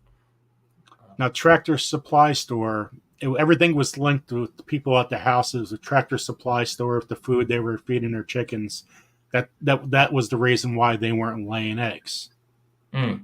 Did you have any kind of situation with that with yours, or was it just normal year? Well, he doesn't get his feed from Tractor Supply. He Right? buys No. That's the reason why I'm saying. Did you just have a Yeah. normal year as traditionally?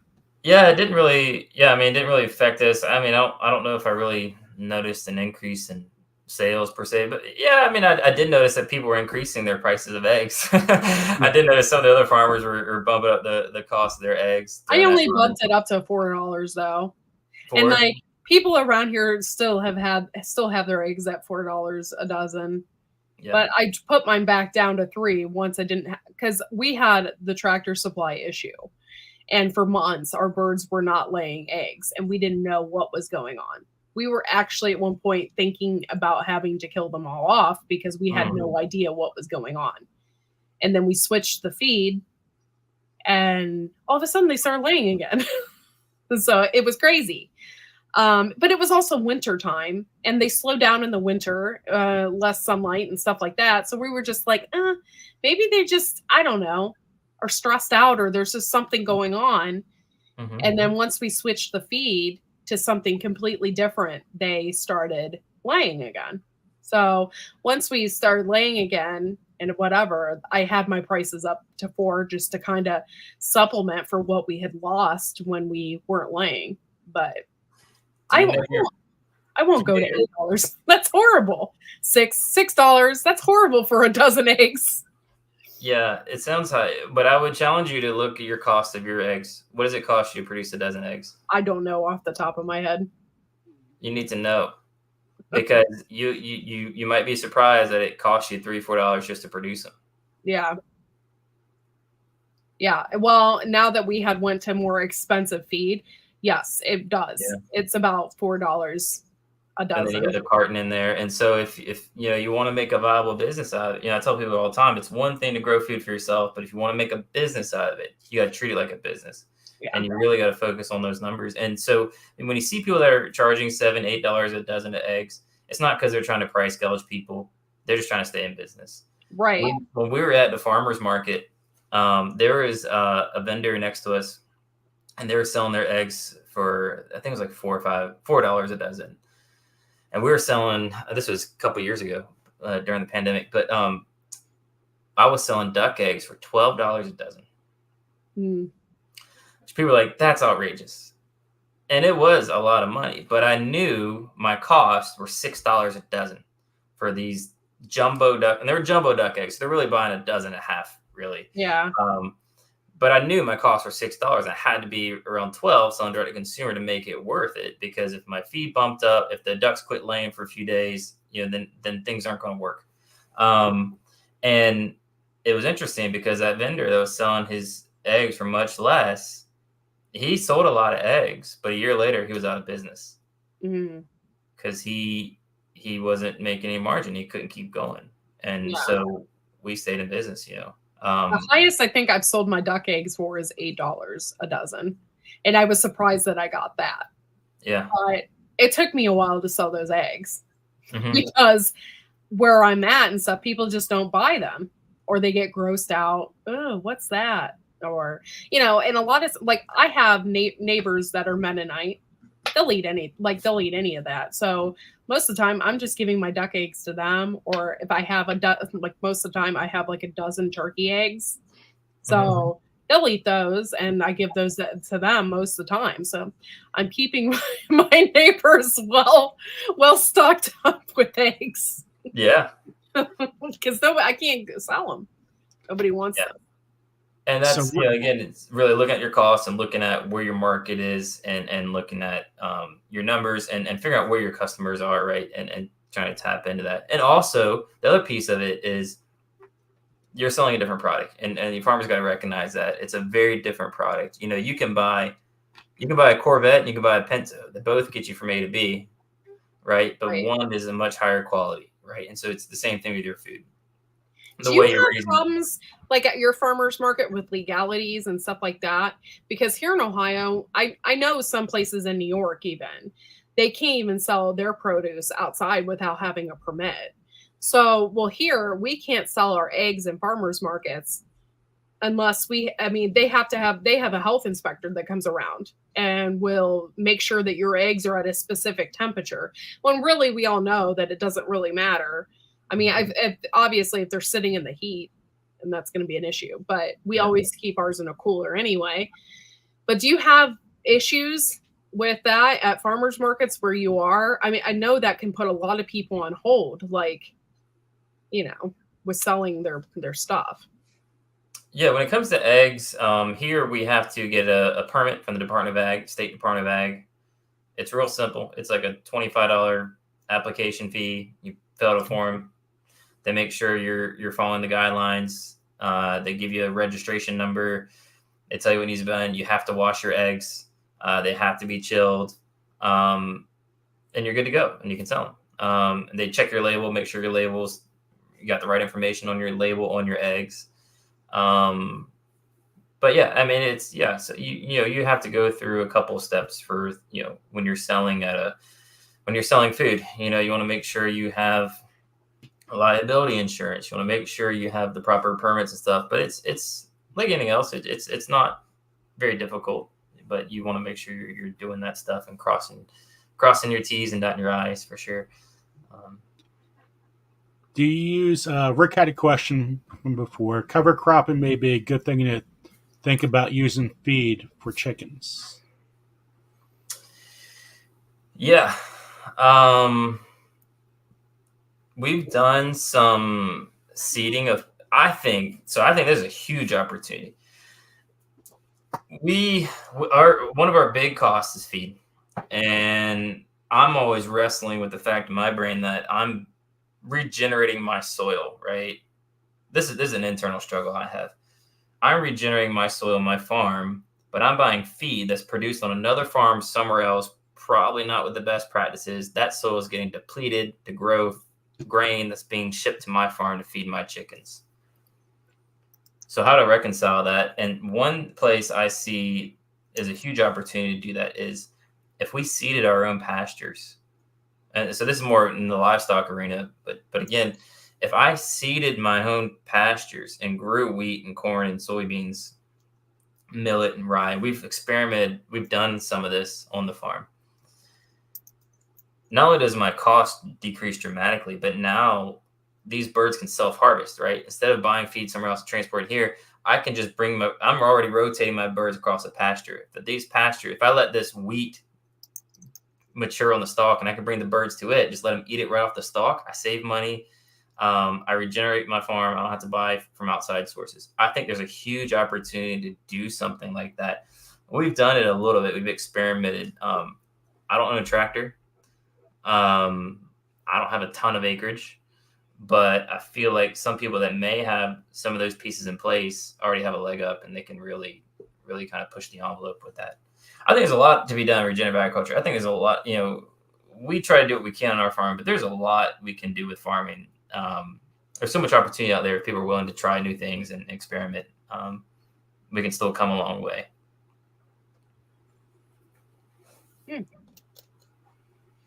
So I'm just looking to see if there's any other questions here. And thank you, Jane, for listing everything. Yes, All the thank you sites. so We much. appreciate that. Okay, let me see. We're almost narrowing down. Gail, my chickens love anything and everything. I've thrown out pizza out there. They eat it. Like, if we have anything that's left over in the fridge, they get. They've had tacos, they've had pizza, they've had cheeseburgers, they've had it all. Any last questions? Make sure you put it now. Like now. Just in case I missed it, guys.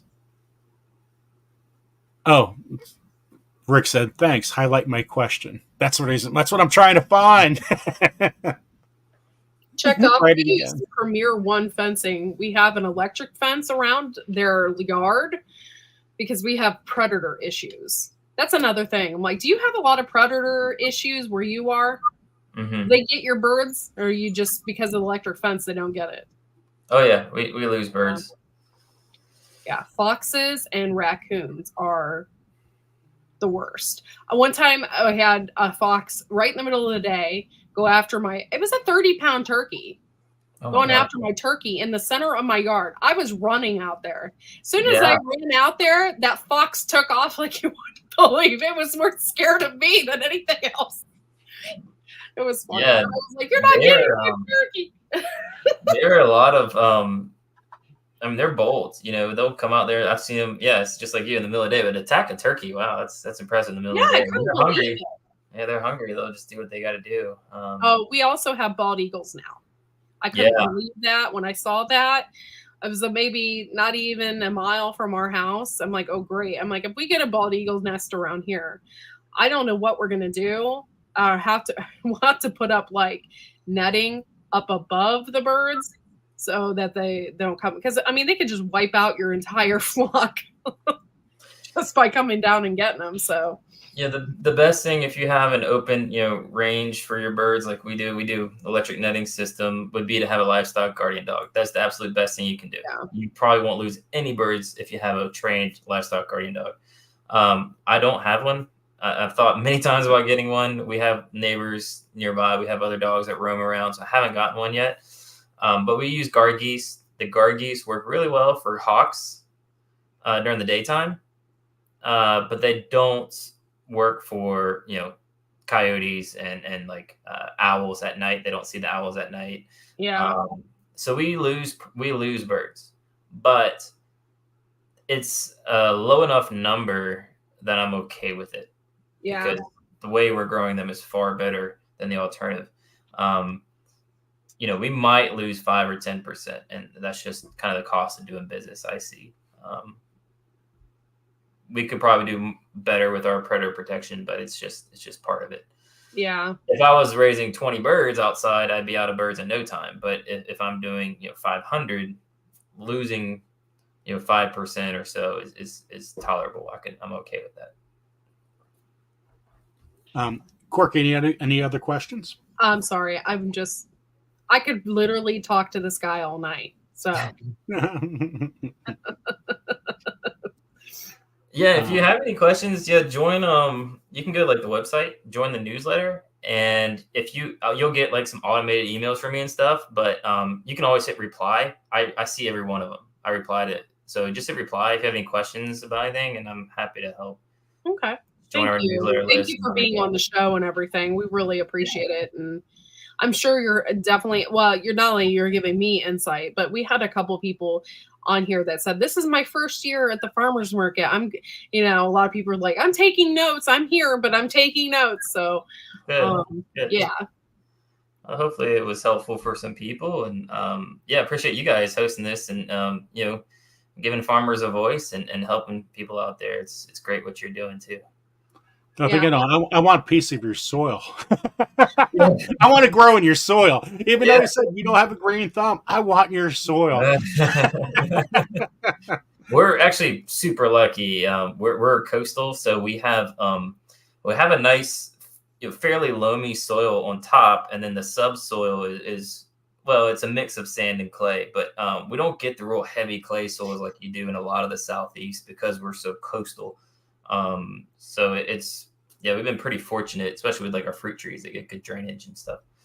I don't have a livestock guardian dog. I do have a standard poodle though, but she just likes to go out there and sniff my chickens. She don't really scare off anybody. She just likes to hang out. Not very vicious or anything. Yeah. A lot of people have trouble with livestock guardian dogs too. Trying to get them trained to attack a predator but not attack a chicken can be very difficult. They want to chase chickens.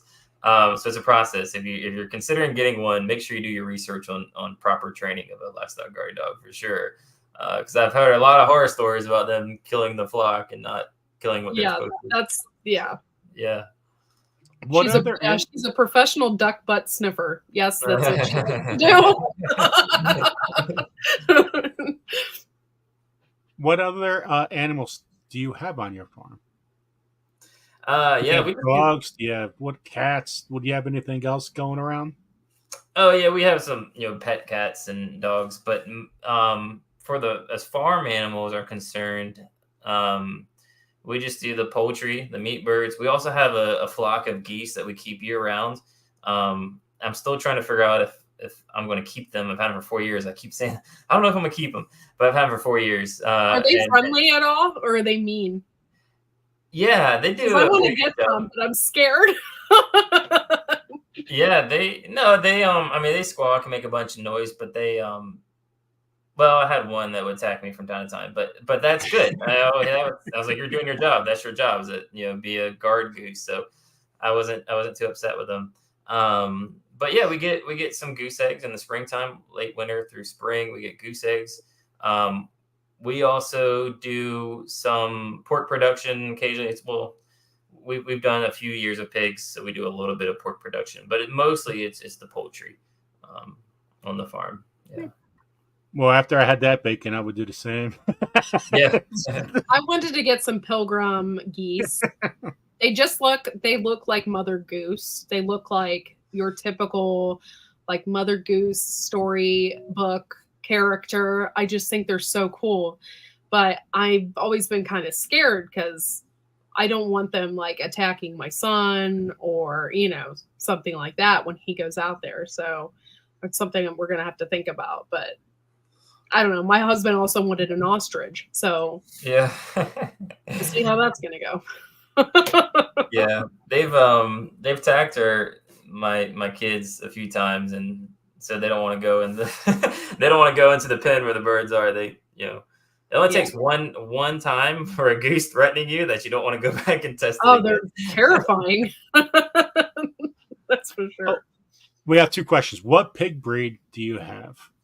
And the last question is Wickershire Project, which is above.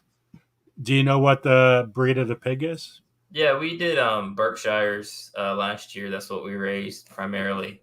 And some mixed pigs we found from a local breeder. So Berkshires and mixed for the pigs. Somebody asked about geese. Do you want males or females?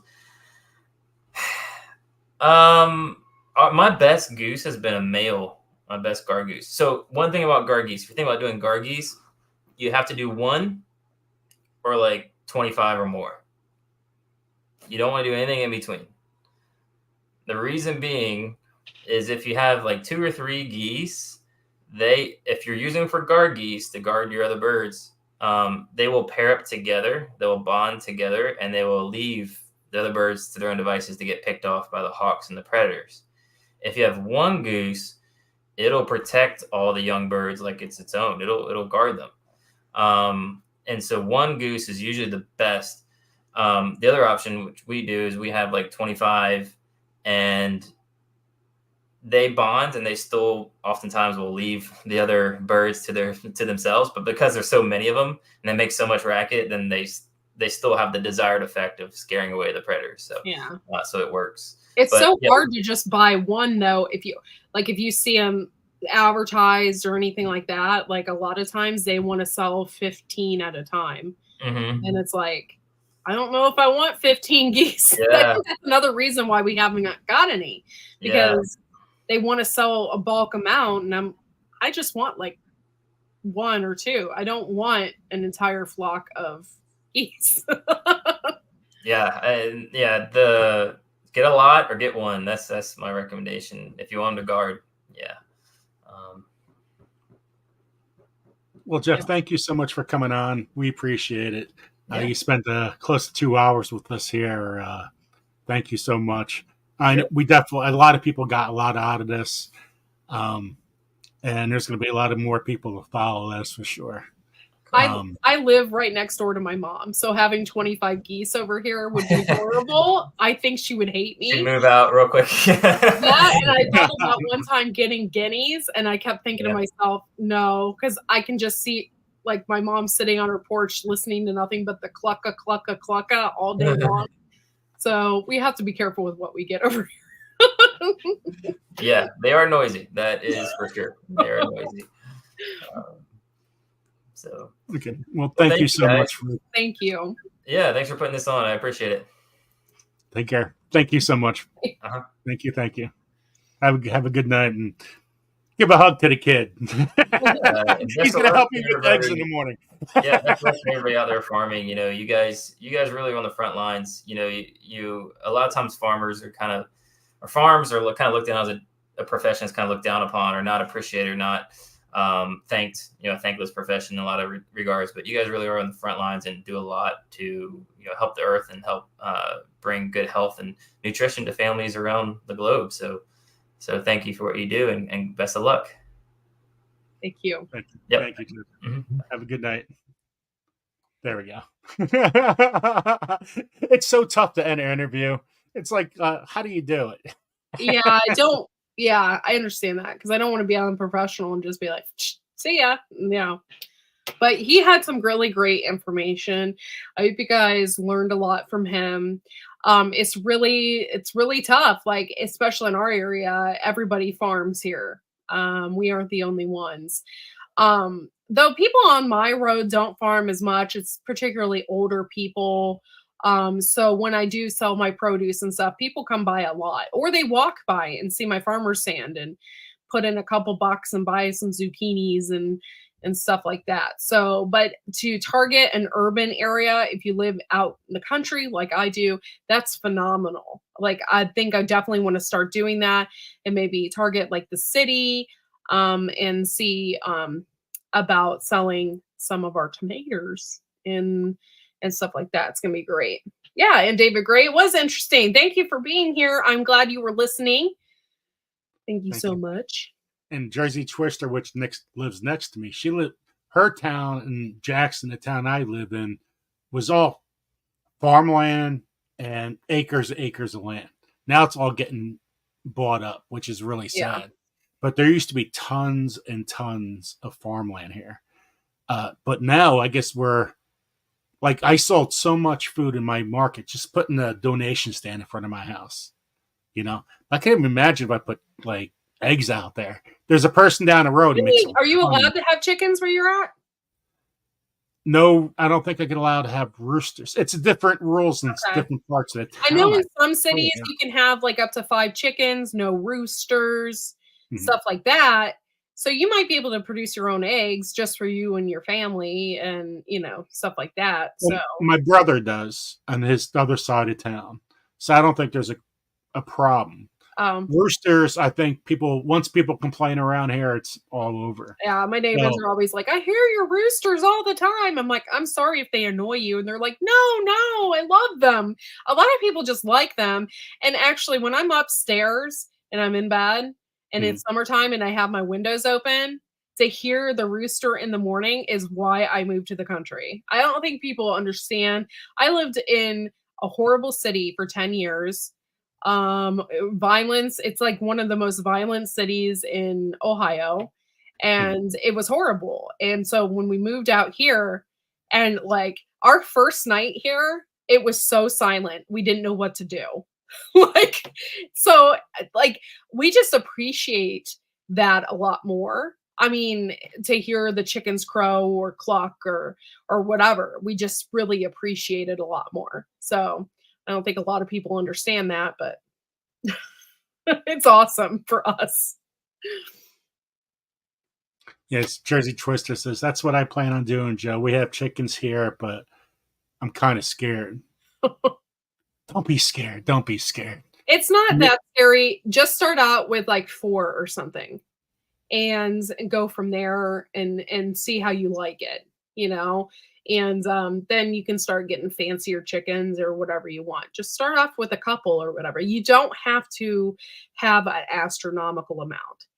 With us, it's different because I have so many roosters. They just produce, and they reproduce like crazy.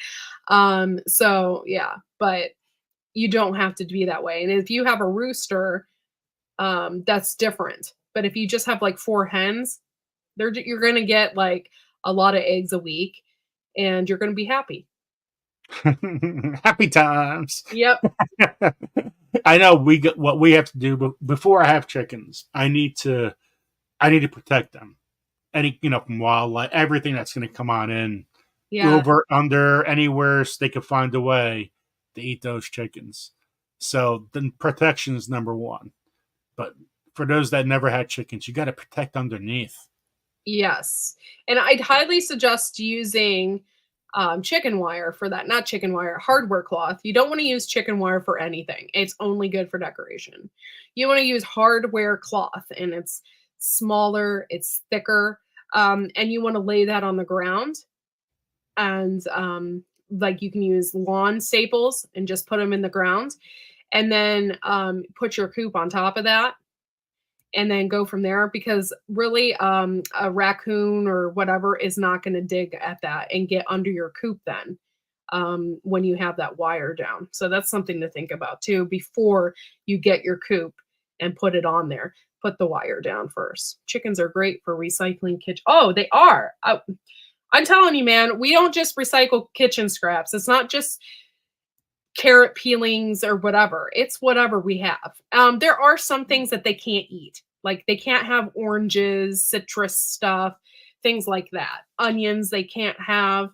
But for the most part, like I'm just like, I'll give them pizza. I'll give them loaf of bread. I will give them whatever I have in my kitchen if it's, if we haven't eaten it.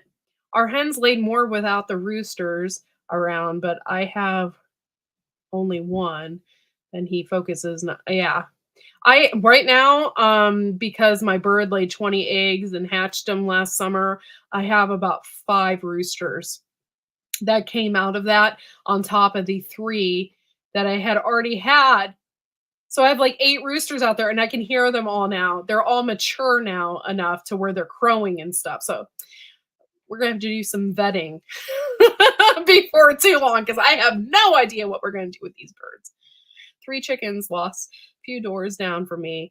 Cat only ate the heads. Oh, I'm so sorry. And that makes me so mad because, you could have used those birds for yourself, or, and raccoons do the same thing.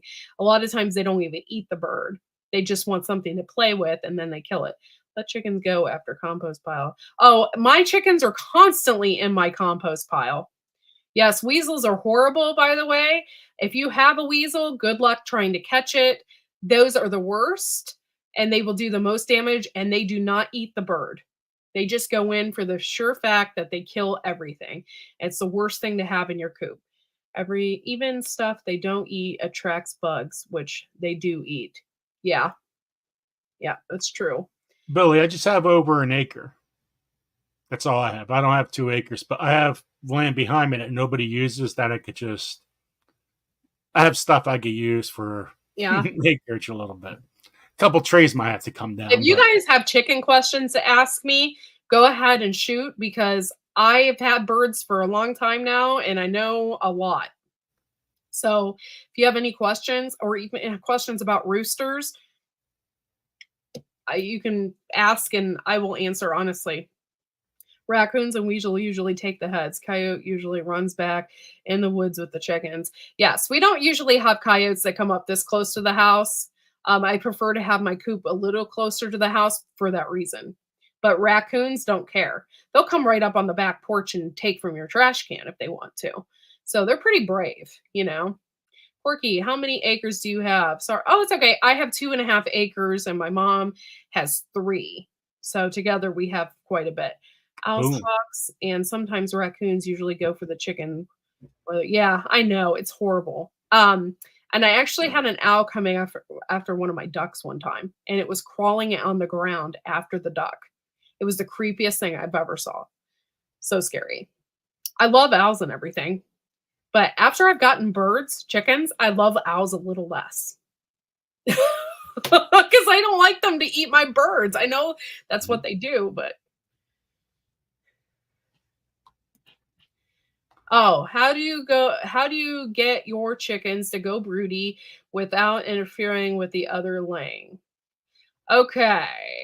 This has to do with breeds. Okay. You have some chickens that are known to go broody. Specifically like silkies, they will go broody no matter what. And that's what they're known for. And they'll sit on anybody's eggs. Anybody's. And they'll sit on them forever. They're great parents.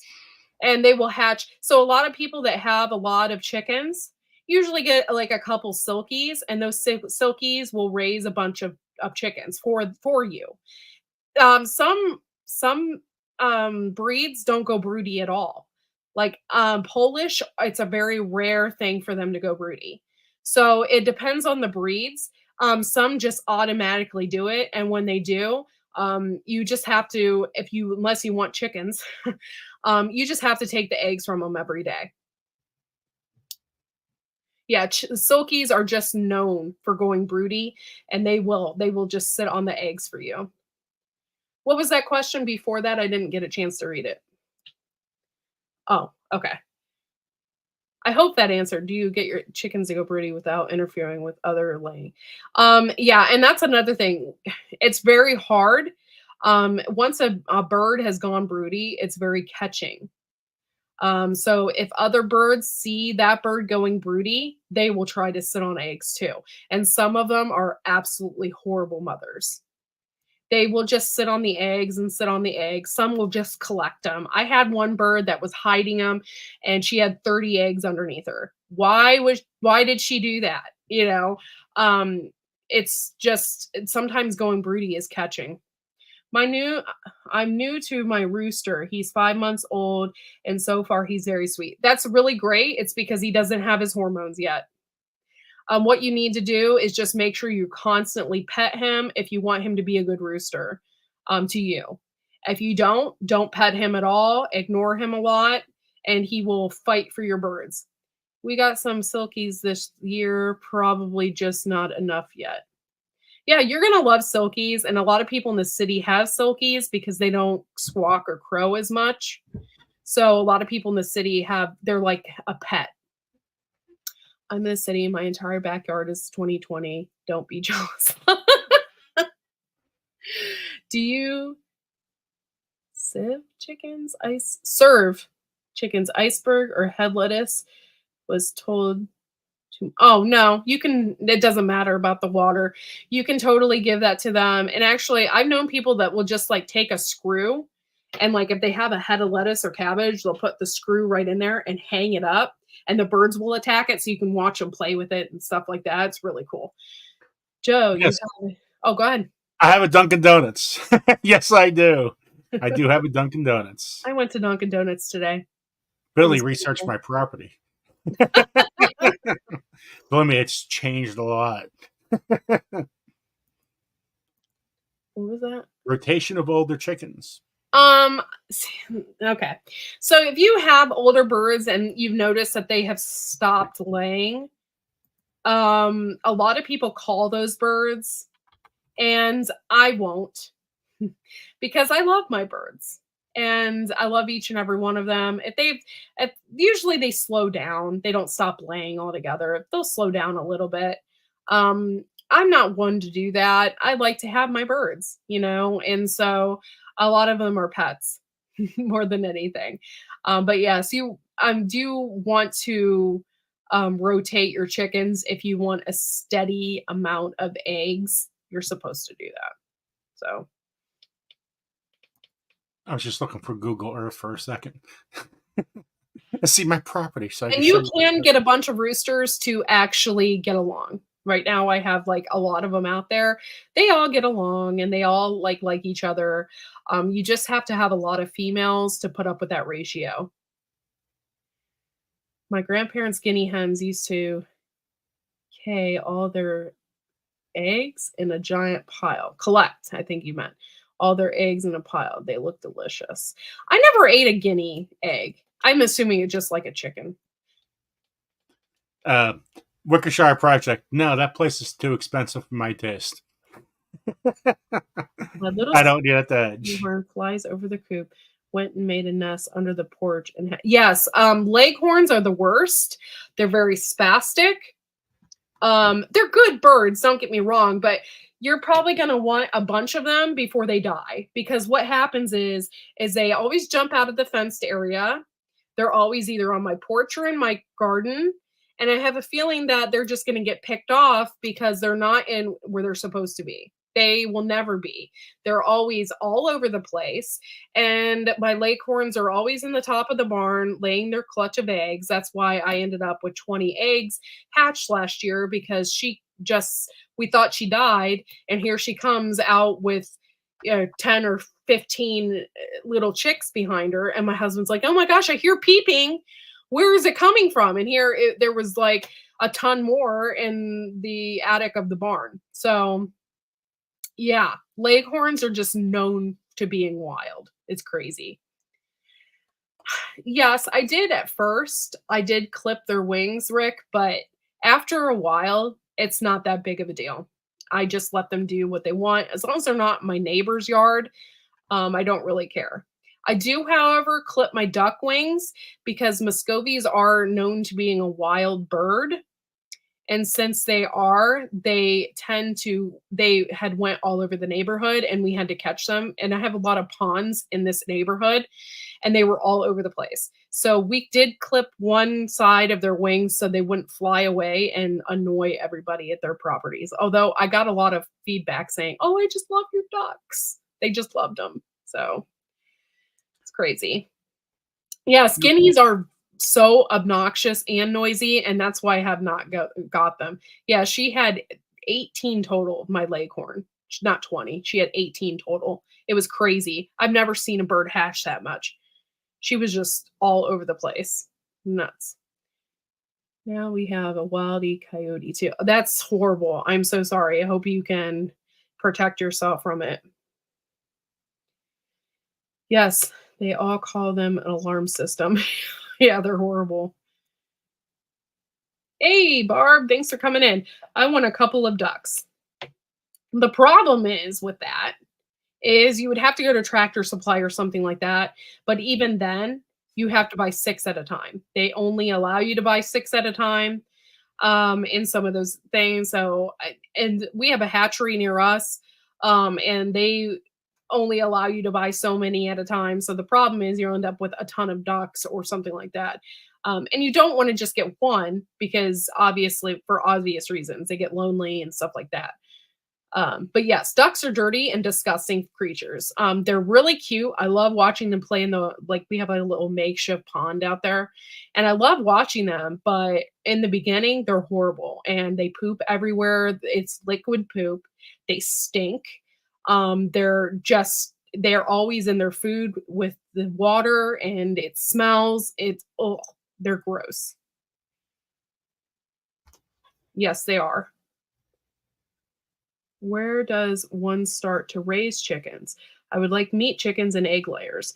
Can they live together? Okay. No, they shouldn't live together because your meat birds are going to eat 10 times the amount of feed versus a laying hen. And also you want to keep them separate because you're going to want to call your meat birds after 8 weeks. After that time period, you're just running on borrowed time because a lot of times they get too fat. I don't know. I've never actually had them live past 8 weeks. We've always just called them because They say after 8 weeks, they get too big, they get too fat, they can't walk, they have health issues and stuff like that. So after 8 weeks, you want to call those meat birds. And what was the other end of that question? Can they live together? No, I wouldn't put them together for sure. And it's for the cost of feed, because your meat birds just eat nonstop. And where do you purchase? Okay, well, you got several places. You can purchase them from Tractor Supply, and they'll sell you meat birds, and they'll sell you laying birds as well. You can do that. And if you just want a few, order from Tractor Supply. If you want a lot, get them from a hatchery near you. Look up near where hatcheries are, and you can get your hens and meat, your laying birds and your meat birds from there. Tractor Supply has them in New Egypt for Jersey Twister. Oh, so there you go.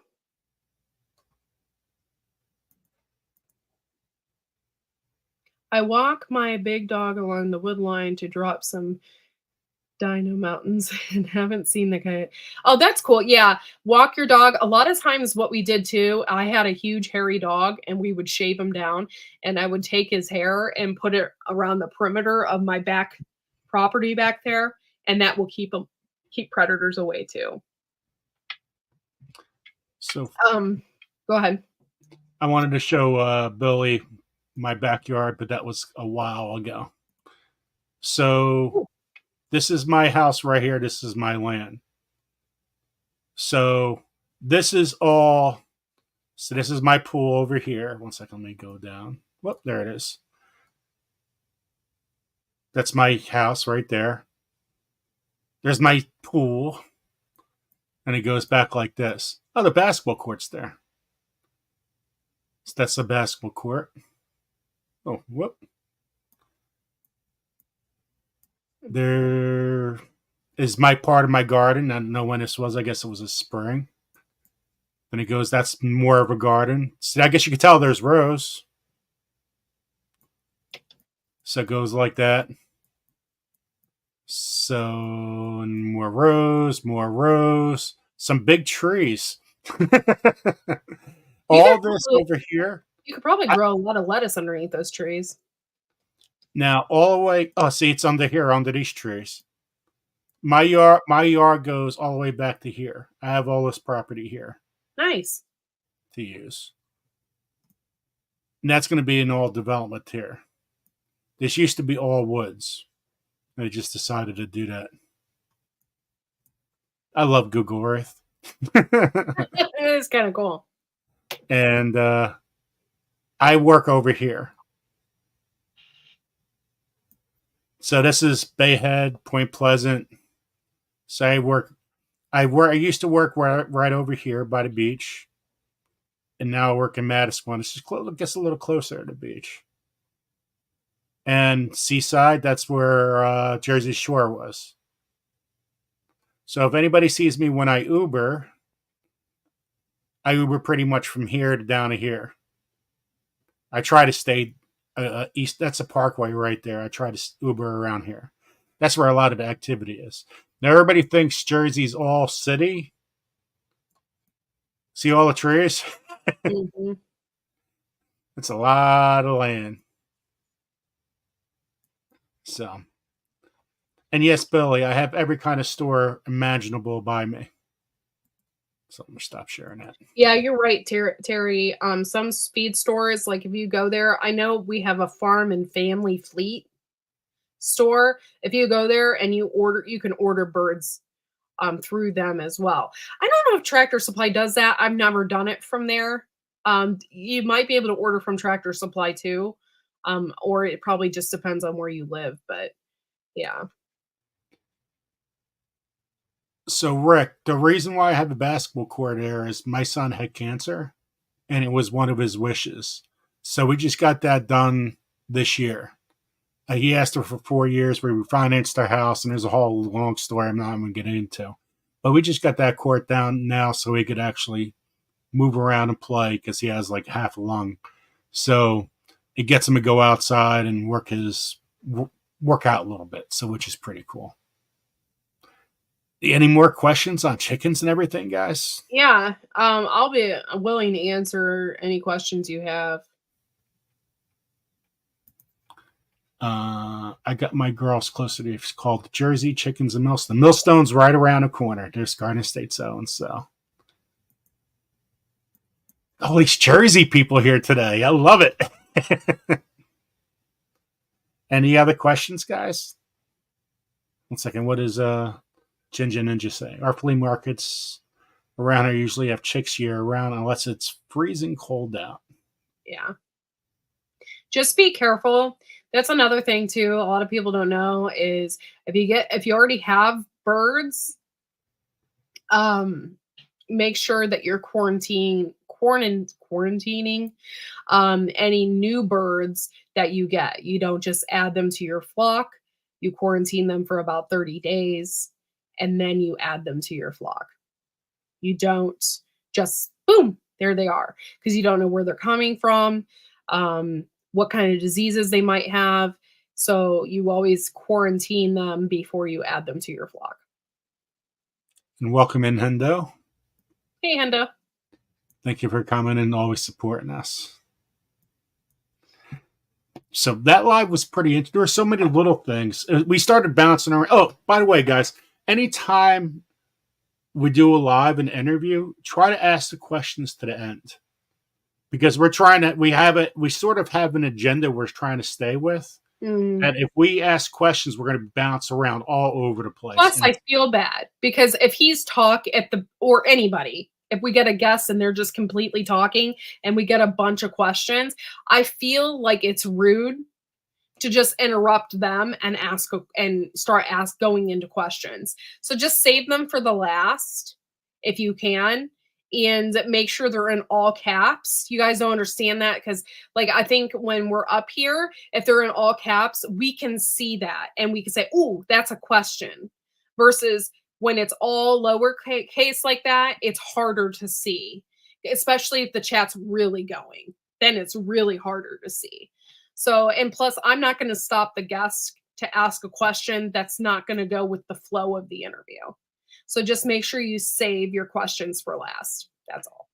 Yeah, once you have a flow, you want to keep up the flow, because once you lose it, the interview it doesn't make sense. And if Serena's still here, Serena, I don't mind the jokes. Just make sure they're at the end too when we're not interviewing somebody. That's all. That's all.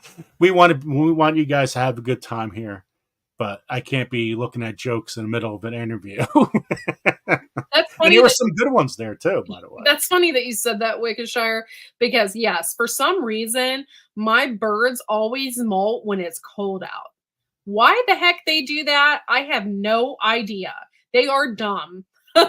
They're molting. They hardly have any feathers, and winter's coming. I'm like, what in the heck are you thinking? But that's just how they do. I don't know. But I always worry about that. They're going to freeze their little butts off. Yes, and they always look sick, but they aren't. I also give my chickens, I don't give them any medicines. So I'm always giving them herbs. I grow my own herbs. So I give them oregano and I give them garlic all the time.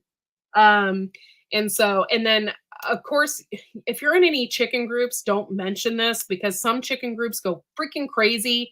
I don't know why, but I'll give them a little bit of DE in the summertime. They'll have like a hut and a little pool that has sand in it, and I'll throw a little DE in there, and they go in there and they take a bath basically. And when they do that, they're washing themselves. It's a dry bath, but if they're doing it in DE, it kills lice or anything else, any other weird bugs that they could get. And a lot of times I'll put oregano and garlic right into their drinking water. I'll also do apple cider vinegar. Please, if you're in chicken groups, don't mention the apple cider vinegar. They freak out. It really does work. You don't have to give it to them all the time. You can do it once every 6 months or something. But yeah, the apple cider vinegar works too. And pumpkins, deworm them. The pumpkin seeds and stuff that they eat will deworm your birds. So every fall, if I have rotten pumpkins or whatever, by the way, I love doing this. I'll just whip them over the fence, and when they hit the ground, they go and splatter. I love it. And so the birds will eat that, and it's a natural dewormer. So. And welcome in How to Garden. Oh, it has to be food grade DE, by the way. It cannot be like the DE, that pesticide that you get. It has to be food grade.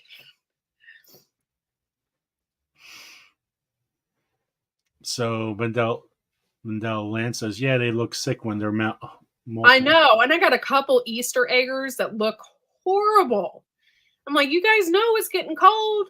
Like, but they start losing their feathers. So exotic birds.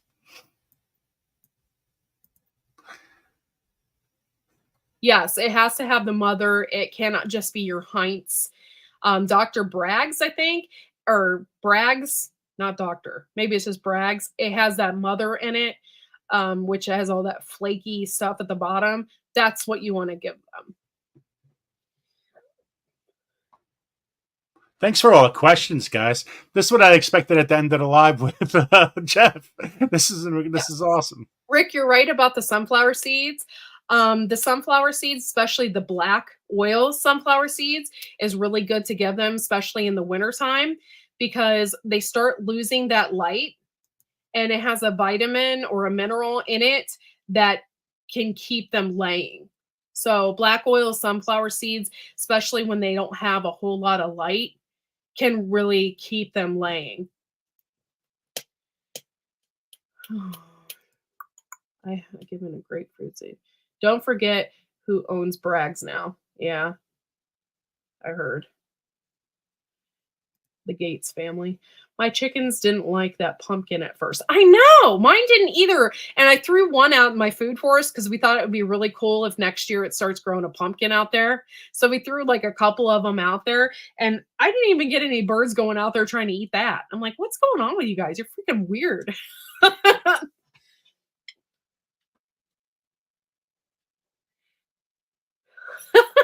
No, but you know what's funny is pumpkin seeds, natural ones, the ones you get from the pumpkin, not the roasted ones. By the way, I love David's pumpkin seeds. Like, I could eat those all day long. Those are not a good dewormer, but if people actually ate pumpkin seeds right from the pumpkin, they are also a natural dewormer for people as well, not just chickens. But I love David's pumpkin seeds, and Fred loves them too. And you know what's weird is, like, he doesn't eat anything, and he eats those pumpkin seeds. It's so weird, but he loves it. Oh yeah, my birds are so freaking weird. It's so funny. In the summertime, you'd think they're dead. They're laying there. They carved out. They will dig a hole for themselves, and they will lay in this fluffy dirt out there. And their legs will be behind them. They're all like, oh, I'm in the sun. And it's hilarious. I don't know how many pictures I've taken of my stupid chickens doing that stupid dust bath because they look so goofy. But I love it. Be careful how you store bulk sunflower seeds, because if you ever get those moths, it's due to get rid of. ANC will tear your pan. Oh yeah. Haha, when your chickens flop over and stretch in the sun. Yeah, they're stupid ridiculous when they do that. It's so funny. And they dig themselves like a little hole, and it's so funny. It's a bunch of females, they're all together, and then the big male rooster will come over and strut his stuff like, hey ladies, I see you out there. I don't know. Roosters are so funny, you guys. They have such a personality. I think they have more of a personality than hens do. And they will start like doing the I love you dance. And they will get out there and they get all proud and their chest pops out and they start flapping their wings in a specific way. And you're like, whoa, yeah, the rooster stomp dance. Yes. And it's so funny. They are so goofy. And I don't have any mean roosters out there. Ted was mean, but my husband fixed that right away. And so I have Ted, Valentino, And oh my gosh, I haven't even been out there to see the other roosters. We have a leghorn rooster that my husband wants to keep. So I don't know what we'll call him, but yeah, the tango dance. It's hilarious. And when I'm out there, Valentino always likes to do that to me. And I'm like, oh, yeah, you better hold up because you ain't gonna jump on me. He jumped on me one time, and I think it was by accident, but it was pretty funny. Goofy birds. Lots of benefits for chickens. Yes. Yes. Do you guys have any other, do you have rooster questions or anything like that? I'll answer whatever you want. Foghorns, of course. Yeah. I can't type tonight. Oh, I'm sorry. Oh yeah. Any seeds. They love seeds. Fingers aren't functioning as well. Yeah. I'm sorry. You guys, just to let you guys know too, we have an awesome interview on Tuesday. I have never seen anybody do an interview on glyphosate on YouTube. There's probably plenty, but she's known as the glyphosate lady. She's like that person. It's that person that, wow, she's weird. Who the heck's that lady? She's the glyphosate lady. That's how much she talks about the subject. So wait till that's going to be awesome on Tuesday. And Sunday Fun Day. This is our last Sunday Fun Day on this channel. Now we'll go back on Garden State Gardener. And any other questions, guys, on chickens? Anything. I don't know anything, so don't ask me the question. I love my Valentino. He is a lavender Orpington. He is a rare bird by genetics, and freaking love him. And that's another thing. I have a lot of colorful eggs, and a lot of people love those colored eggs. They look for them. So some hatcheries give chicks medications. How do you avoid okay. They don't automatically do that. Not that I'm aware of. The hatchery that I go to, they will ask if you want your birds. There's like a specific thing that they will give them for a virus. But I won't do that because it's stupid. It's not a permanent vaccination. It will like wear off in a couple months, and it's stupid. So I don't do it. You can, if you really are into it, you can give them some medicated feed right from the beginning to kind of give them a boost. But we don't even do that either. So if they ask you, don't do it because that really doesn't even last that long. It seems like it's a vaccination. It'll last forever for the bird, but it doesn't. It only lasts for like a couple months or something. And you have to pay extra for it. Have you ever made a rooster quiet? There are neck bands, but not sure. Okay, I would never do that for one, because usually when a rooster calls, it's good for the flock and stuff like that. I like it. I don't have an issue. But I guess if you live in the city, if you want to have your rooster be quiet, that's a way to do it. But I would never do that. I love my birds and I don't want to do that. I read that. Sorry. Yeah, I wouldn't do that.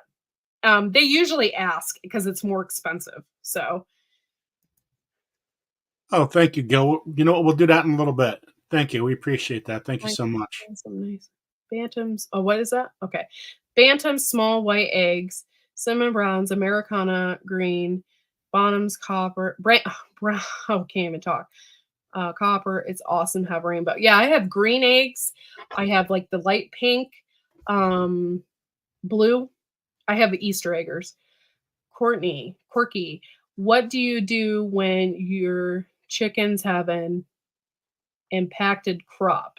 Okay. Well, there's been a couple of things. I haven't had that a whole lot. And there's been a couple of times where I thought they did. You're just supposed to massage it. Just kind of massage it. It's right here in the front and you could see. And actually, it was funny. When I first got my birds, I was so like stupid to it. I had no idea. They had just got done eating and it looked like they had a tumor right here. And I was like, I texted my husband. I was like, there's something wrong with our birds. They have tumors. They didn't have tumors. It's their crop because it was filled. So what you can do is you can massage it and that will help. I love the colorful eggs the girls give me. I know, I love them too. And in the beginning, when they really start laying really hard, like around Easter time, I will get the greenest of green and the bluest of blue. I love it. How do you dispose of dead chickens? It depends. A lot of times we would just throw them out back. I had a buff and lavender Orpington. Yeah, I love lavender. I love Orpingtons in general. They are a great breed, but the lavender Orpingtons have won my heart. Good to have grit for them. They will eat small rocks. Yeah, it's always good to have something gritty out there for them. I also will leave oyster shells out there for the females as well for their calcium intake. Rural. You toss them. Raccoons and foxes will get them overnight. Yeah, if not, and you live in a city, I guess you could throw them in the trash or you can burn them. I don't really know. You could probably throw them in the trash if you live in an area where you can't just throw them out back. It's not a tumor, says Arnold Schwarzenegger. Yeah, it's not a tumor. I really did thought it was a tumor. I called my husband because I was out in the coop, like playing around with them and stuff. And I was like, and he's like, it's okay. It's their crop.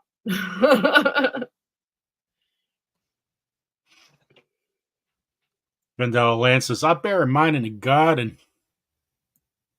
I am you guys don't know me very well, but I'm very soft-hearted.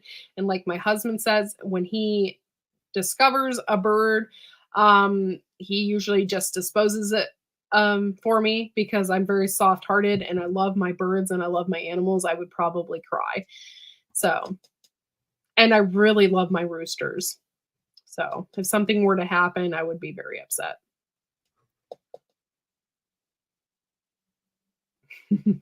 Breaks the compost down.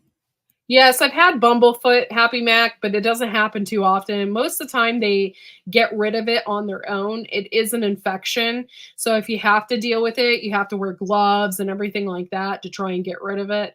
Most of the time, though, it's not that big of a deal and it just goes away on its own. Like they pop it open and it goes away on their own. I use, that's that blue stuff, the antibiotic stuff. I've used that before. The blue, I'll just spray it on there or spray it on their feet. By the way, if there's anything red on your chicken, like blood or anything on their feet, you want to make sure you take care of that right away because the chickens will make it worse and they will peck them to death, basically. Oh. So you just got to make sure. That's why I use that blue coat. It's called blue coat because it changes the color of their wound and they won't go after it. But if it's red, they're going to go after it. They're carnivores. Never feed back eggshells unless you crush them out. Do not let, if you feed rumor is if you feed your chickens whole eggs, when they lay them, they will attack their eggs. And they will eat their eggs. So if you do something with that and disguise it and throw it out there, they're more than likely not going to eat their eggs. And yes, they can eat their own eggs. It's very good for them. I was traumatized as a child when they run around the yard after dispatch. Oh, yeah, that's gross. We don't do that. We have kill cones, and we follow the Joe Salatin way of dispatching your hens. Have you ever had to deal with a rooster over favoring a hen? Yes, and I use hen saddles. Actually, you can't find those anywhere. I found them on Etsy. A woman made a bunch. I bought like a bunch of them and I used hen saddles because they were starting to like lose their feathers on their back. So the hen saddle actually really helped. Yep. Yeah, you got to use cones for dispatching animals. It's really, they have like a vein or something in their neck. So when you put them in there, it's really just a quick thing so they don't suffer. And it's really best to do that. And we did it for our turkeys too in the past. I bake eggshells and crust them. Yes, and actually, if you do that too, it's really good for your garden too, especially for tomatoes. That calcium is really good. Yeah, I've actually met Joel Salatin like a couple times now. He's a really nice guy. I have an autographed book by him. I got to meet Justin Rhodes a couple times too. He's a really, really nice guy. I've actually been trying to work to get them on our show. Who? Joel Salatin and Justin Rhodes? Mm-hmm. They're just good dudes. They really are. And you know what? They aren't as they portray on YouTube. They're just really down to. Joe Salatin is such a sweetie. Like he just is really down to earth and yeah, really good people. Oh, okay. I already read that. Yeah, they really are. They're good people. I met Justin Rose's wife last year for the first time. She's really, really nice. Awesome. Yeah, he is a genuine guy. You know what's funny is like it was a big event for Superb because I was affiliated with their canning lids. And so Joe Salatin was there talking about how he farms and stuff. He would just leave. He has all these books that he has written and he sells them there.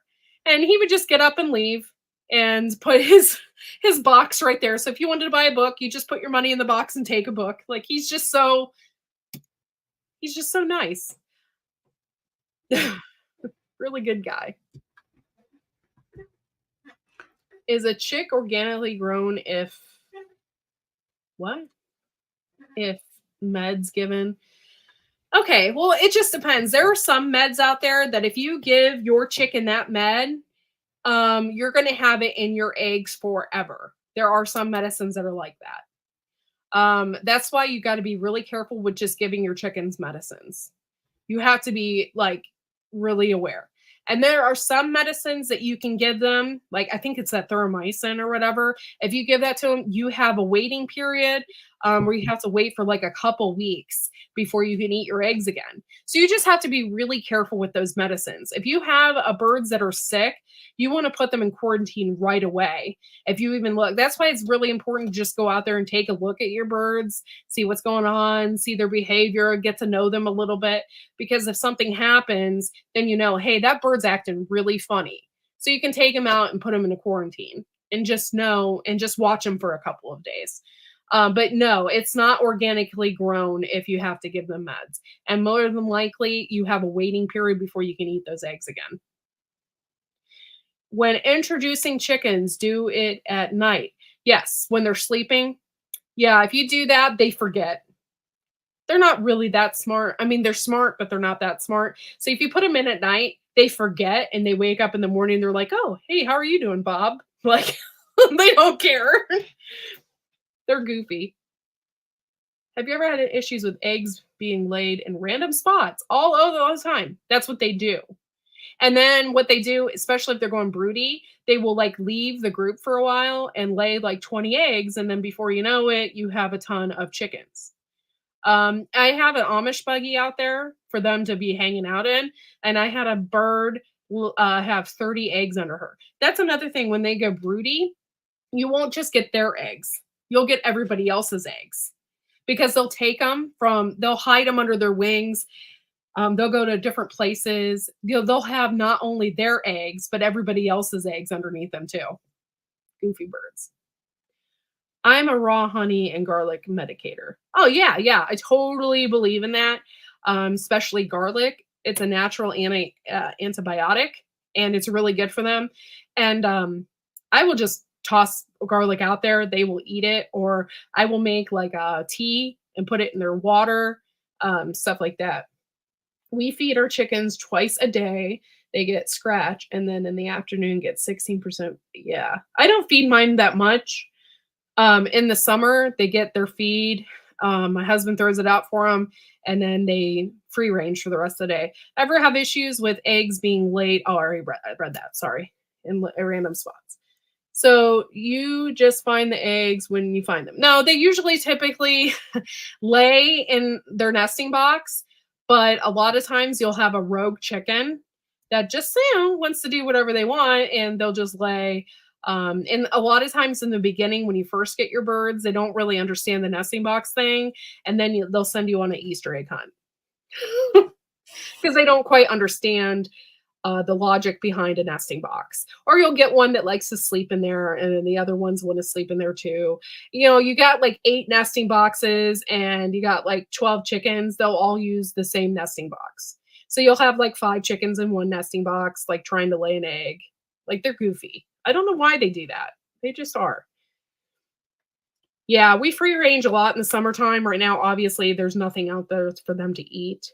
I thought about like planting turnips or alfalfa or something out there for them to eat the tops off, but we haven't got up that far yet. Easter egg hunting all the time. Usually it's the same spot. Like, my husband will find them in the attic of the barn all the time. The leghorns do that. Most of the time it's in the coop. So, oh yeah, rotten eggs. You guys know how to do the test, right? Well, when we get that, we use a flashlight to look in each egg. The green ones you can't quite see in, but the other ones you can, to see if there's baby chicks in there. If there's not, then a lot of times we'll just throw them out because they're nasty. They've been there for like a month or something, or a couple months, because they've hid them. Nasty birds. Quirky, do you get any outsourced food from the grocery store or other stuff, stale bread or cover crop?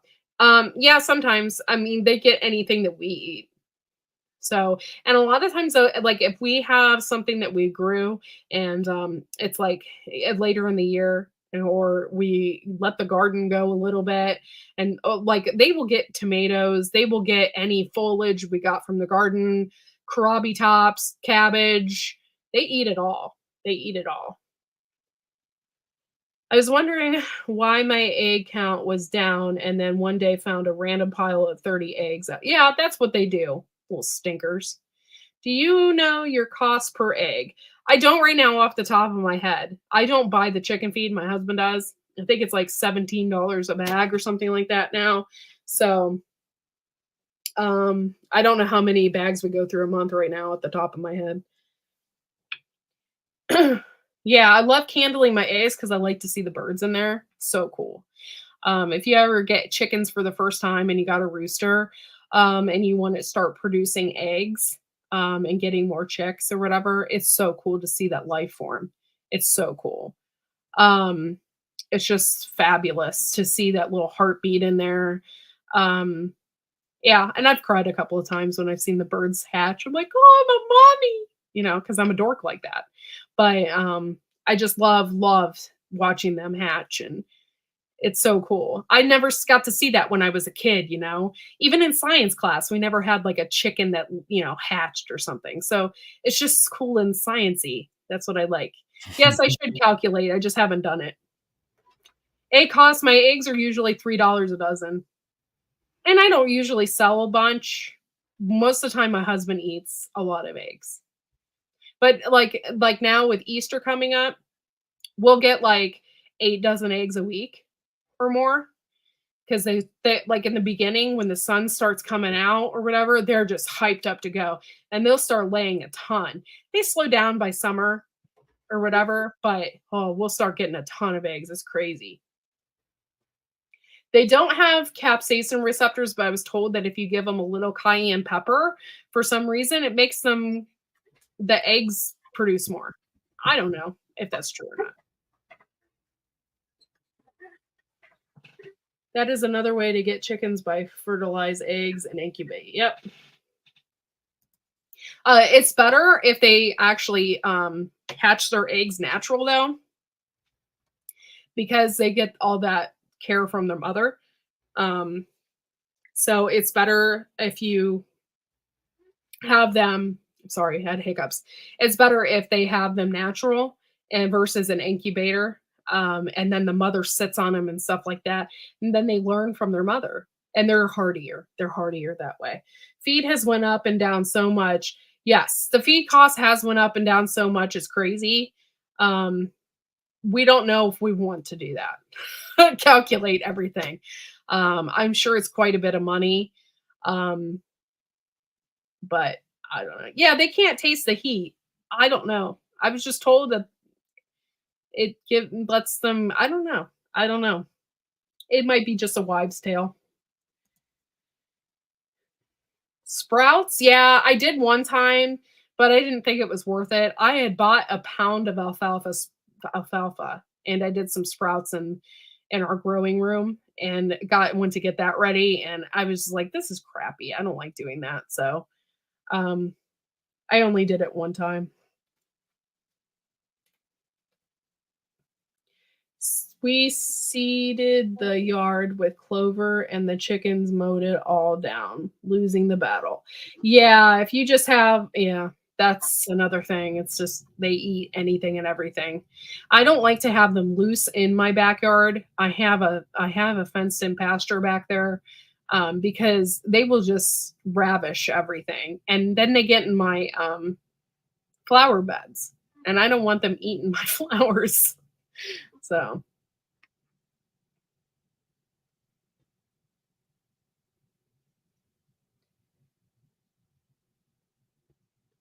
Anything else, guys? I literally could talk I love chicken. I like chicken psychology. I love it all.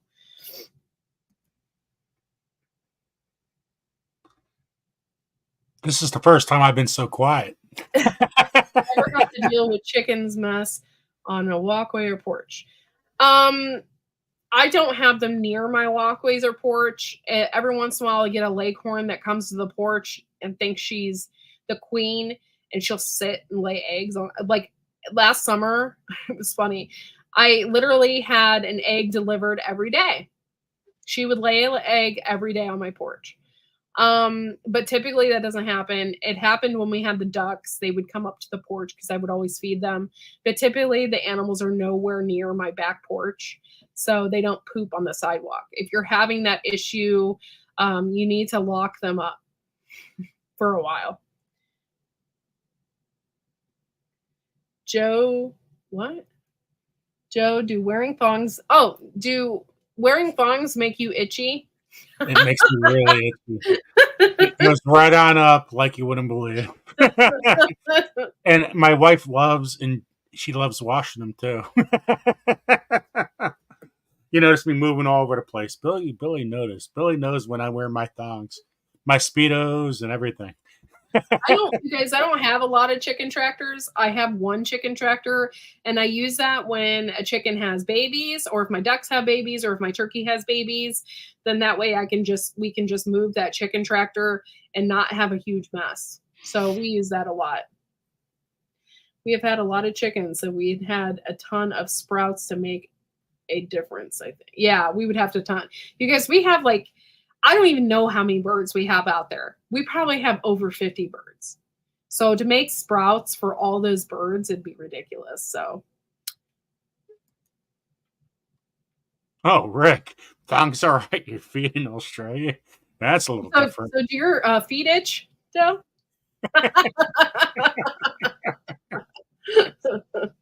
My feet got a wedgie.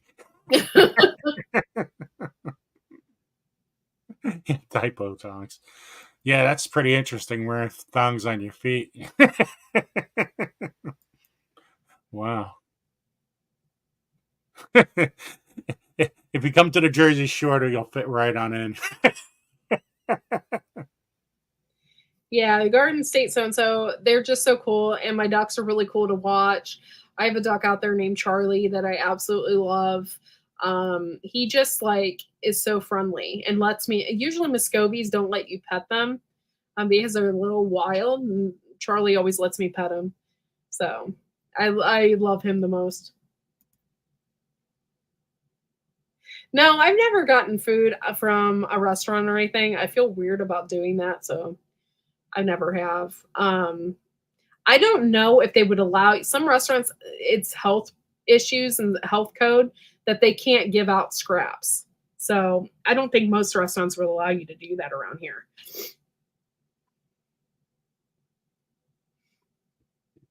So Gil is given a $5. Joe is lost for words. Yes, I am. Gil is given a $5 Amazon card. I don't know if Gil is still here. I'm not sure if he's supposed to go live today too, but I think he's supposed to go live. But I'm going to give up Gil's $5 card. So thank you, Gil, for doing that. Do that. He said he's still here. Still here. So go check out Camp Patton Family Compound and Gray Man Prepping. So here's the giveaway tool. Put in, whoop. I gotta go back here. Hopefully I gave you guys a lot of information about chickens. One of my favorite subjects.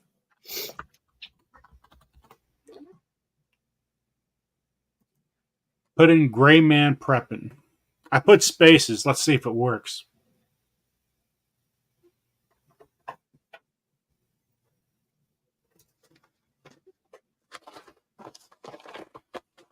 No entries yet.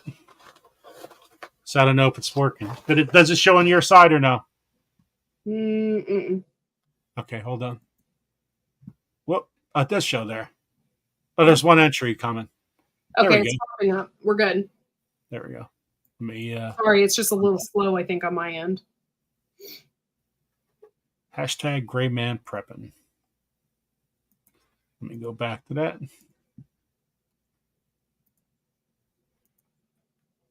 Yeah, there's 7 people that entered so far. There's, I think, 35 people in the chat a couple seconds ago. 33 people in the chat. There's 13 entries. So, yeah, no, just leave us space, guys. Just like Gil, you don't want to be gray man with no space because that's a total different person.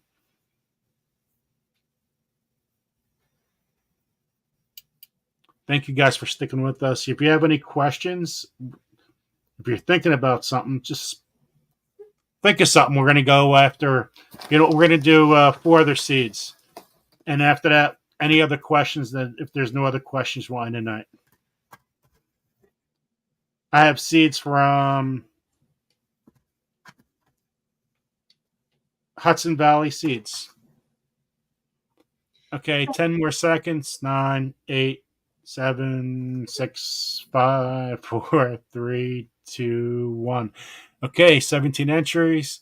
Good luck, everyone. Let's do the draw. $5 from Gray Man Prepping. I'll answer your question after this. Hold on one second. Checked off.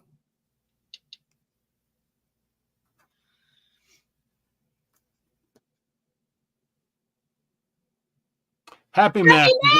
Woo! So just happy. Hearing that name makes me happy. Hey, Trusting God First just came in. That's pretty awesome.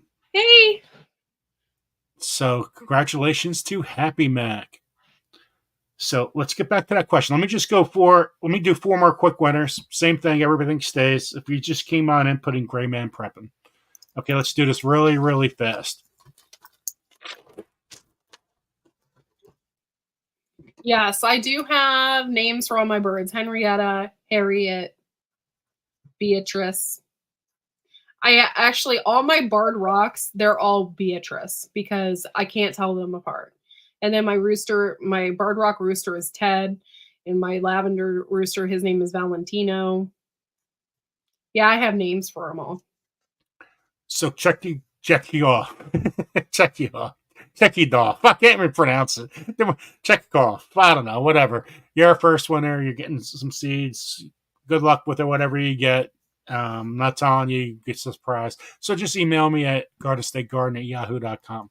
I want to do this really fast because I want to get back to the last couple of questions, guys.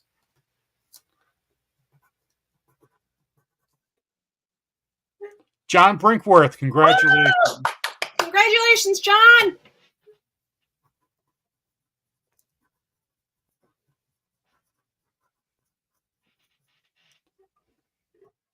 Trusting God First, congratulations.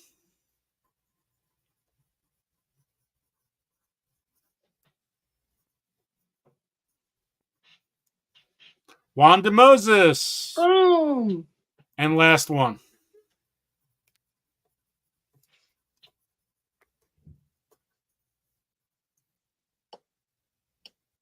Jersey Twister. So just email me at Garden State Gardener and say you want seeds or Happy Mac, put Gil in. Congratulations. Or you could just contact Gil if you already have his information. Okay, questions. Questions. If there's no other questions, we're going to end the live. I know Checked Off wanted to know what we use in our nesting boxes, but we used outdoor carpet in the rollaway nesting boxes. After a while, then we started using just straw and stuff like that because it's easier on the eggs. Before, like it was like getting so hard when they would lay them, they would crack. So we started using something a little more softer in the nesting boxes so the eggs didn't crack. Do you have any names? Yes. Henrietta, Valentino, Ted, Longlegs LaRue. We have like a bunch of them. They all like, and my ducks, like the little female Muscovy, her name is Princess because she's so little and she's got little feet. She looks like a little princess. So for Trusting God's trying to get, I think he's near 900 or getting close, somewhere's in there. Go check out Trusting God. He promotes our channel every single live.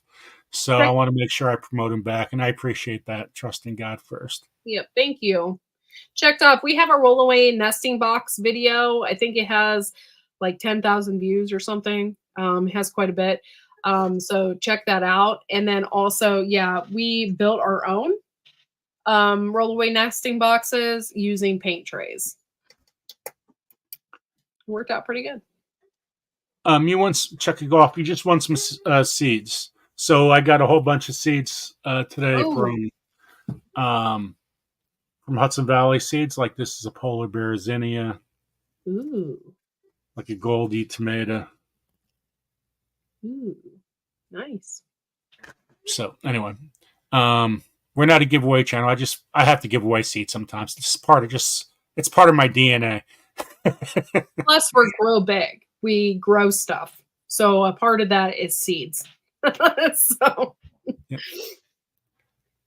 Yeah, I would love to have an ostrich. I don't want one so big. We looked into getting a ray, which is close to an ostrich. It's like a medium-sized ostrich. So maybe someday, I don't know. Rick, I do plan to drive Uber this weekend, but it's going to get a little tricky. My wife's probably not watching. We got a surprise birthday party for my wife on Sunday, and my son's birthday party Saturday. So then it's ended. No more birthdays for the rest of the year. We're done with birthday week. Whoop, whoop. Yeah, Ginger Ninja, we do. If you type in Wide Family Farm and you put in rollaway nesting boxes, we have a whole video about how we made those, and it's on our site. Yeah, I wanted an emu, but you know, it's not practical, guys. I don't know if you ever watched clips from the Useless Farm, but she has like a ton of emus and stuff like that. She has an emu named Karen. And yeah, I mean, they're cool, and I would love to be around one once to see what they're like, but I don't think I'm gonna get that. I do want a donkey though. I do eventually want a donkey. Great information. Thank you. Thank you. Terry goes, my male ostrich was Valentino, gifted from my ex. Oh, nice. Yeah, I have Valentino, my lavender Orpington. Must be a thing with birds naming him Valentino. I always tell Val that he's a sexy rooster. I'm like, look at you, sexy thing. He gets all puffy chested and flaps his wings and stuff at me. So just let you guys know with ours, if we go on one app, it's 3,100. If you go on a computer, it's 2,800 or something. So that's the way, I guess that's what's going on. We're 200 hours short, so we're almost there. What do you mean? Either way, 200 hours short. What? No, I'm saying if we go on an app, like it's after we go on either or, one says we're 3,250 or something. Another one, when you go to earn on a computer, it says 2,850. So I'm thinking it's kind of screwing us over a little bit, saying, well, you have the hours, but nobody's working, but we'll get to it sooner or later. It could just be delayed. A lot of times YouTube's will delay for like 3 or 4 days with your hours. So hopefully that's the case. So we're there, and we appreciate it, guys. What's technical office? Emus? No, but trust in God, I would love to name a bird Sir Poops a lot. That's freaking hilarious. That is funny. Yes, that might be my next, maybe our next rooster, Sir Poops a lot. Yeah, emus are all over Australia. No, emus. That's it. I haven't heard that term in forever, since I was little. Emus. Emus' legs are pretty. Man, this is what I'm missing when I live in Jersey. You don't really hear these terms anymore. I would love a baby hippo, John said. Yeah, they're kind of cool. I get you on that. And guys, we need more contestants for the hot dog eating contest. I don't want to cancel the hot dog eating contest. So enter.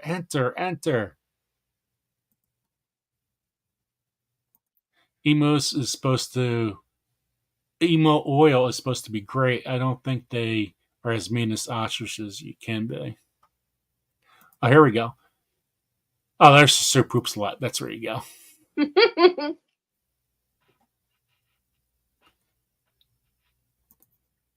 Did we get credit for yesterday?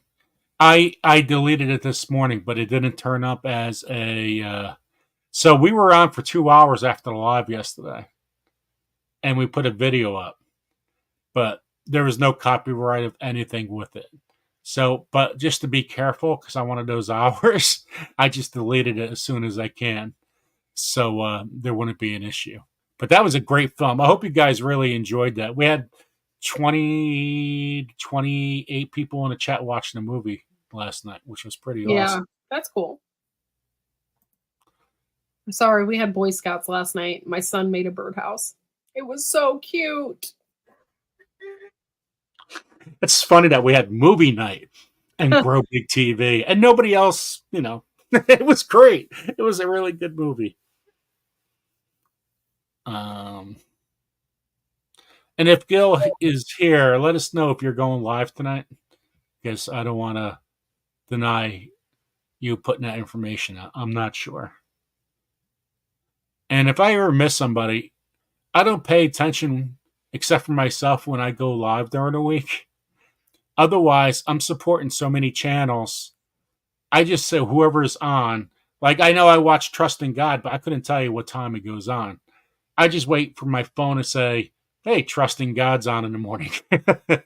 That's what I rely on. I don't rely on anything else. I couldn't tell you when anybody goes on. Oh, our registration video for the watermelon radish salad. The other ones will follow very, very soon. And Jinja Ninja said, what movie was it? Does anybody remember? It's not the 6 inches of soil. It's something else. Let me see if I can find it quick.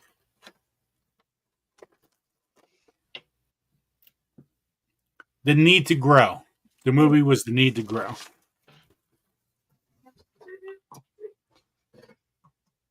There we go. Go is here. He goes, here's the link for my live at midnight tonight. I know I'm going to sleep right after this. Yeah. So Go, I cannot. I'm not going to be able to make that go, and I'm sorry. Tomorrow's my big day. Tomorrow I start work. I have to wake up around 5:36, and I won't get home until 4 in the morning. So I try to get my sleep on a Thursday night if I could get some. Oh, Jersey Twister, I miss my kids being so young. My babies are 22 and 17. Wow. Have I Ubered them around? You guys, I seriously could talk about chickens like all the time. So thank you for fulfilling my need to talk about my chickens, because I love it. Happy Mac Willis. I'll catch Gil's rewind. Oh, no. I thought it might be the I Love Hot Peppers guy. I love hot peppers. And he is coming on, guys.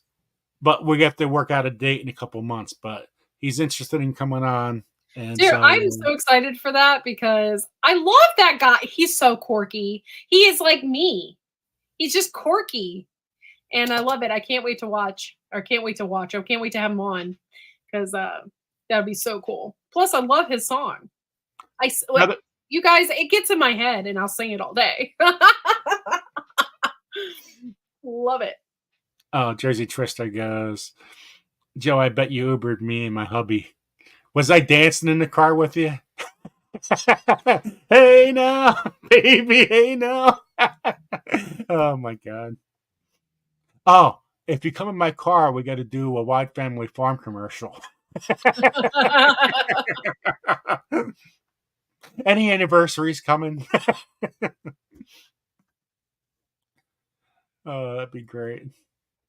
It's funny when you do meet some people that know your show. Mhm. Oh, I watched you before. Or I know I've seen you before, but where? Do you go on YouTube? Yeah. It's pretty funny. Oh, and Jane listed the hot peppers. Oh, you're awesome. For all of you that need your hot pepper fix, music fix, it's right there for you. Thanks, Jane Doe.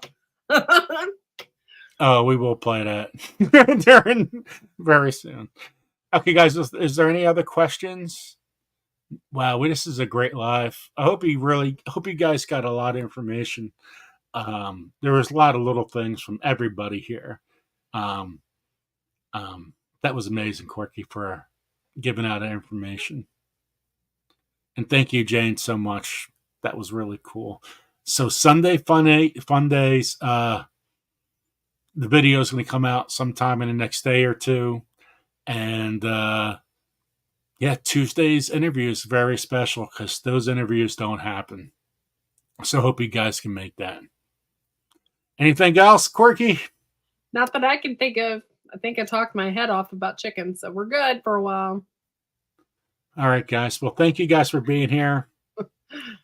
And we'll see you on Sunday Fun Day. Thank you guys so much. Have a good night.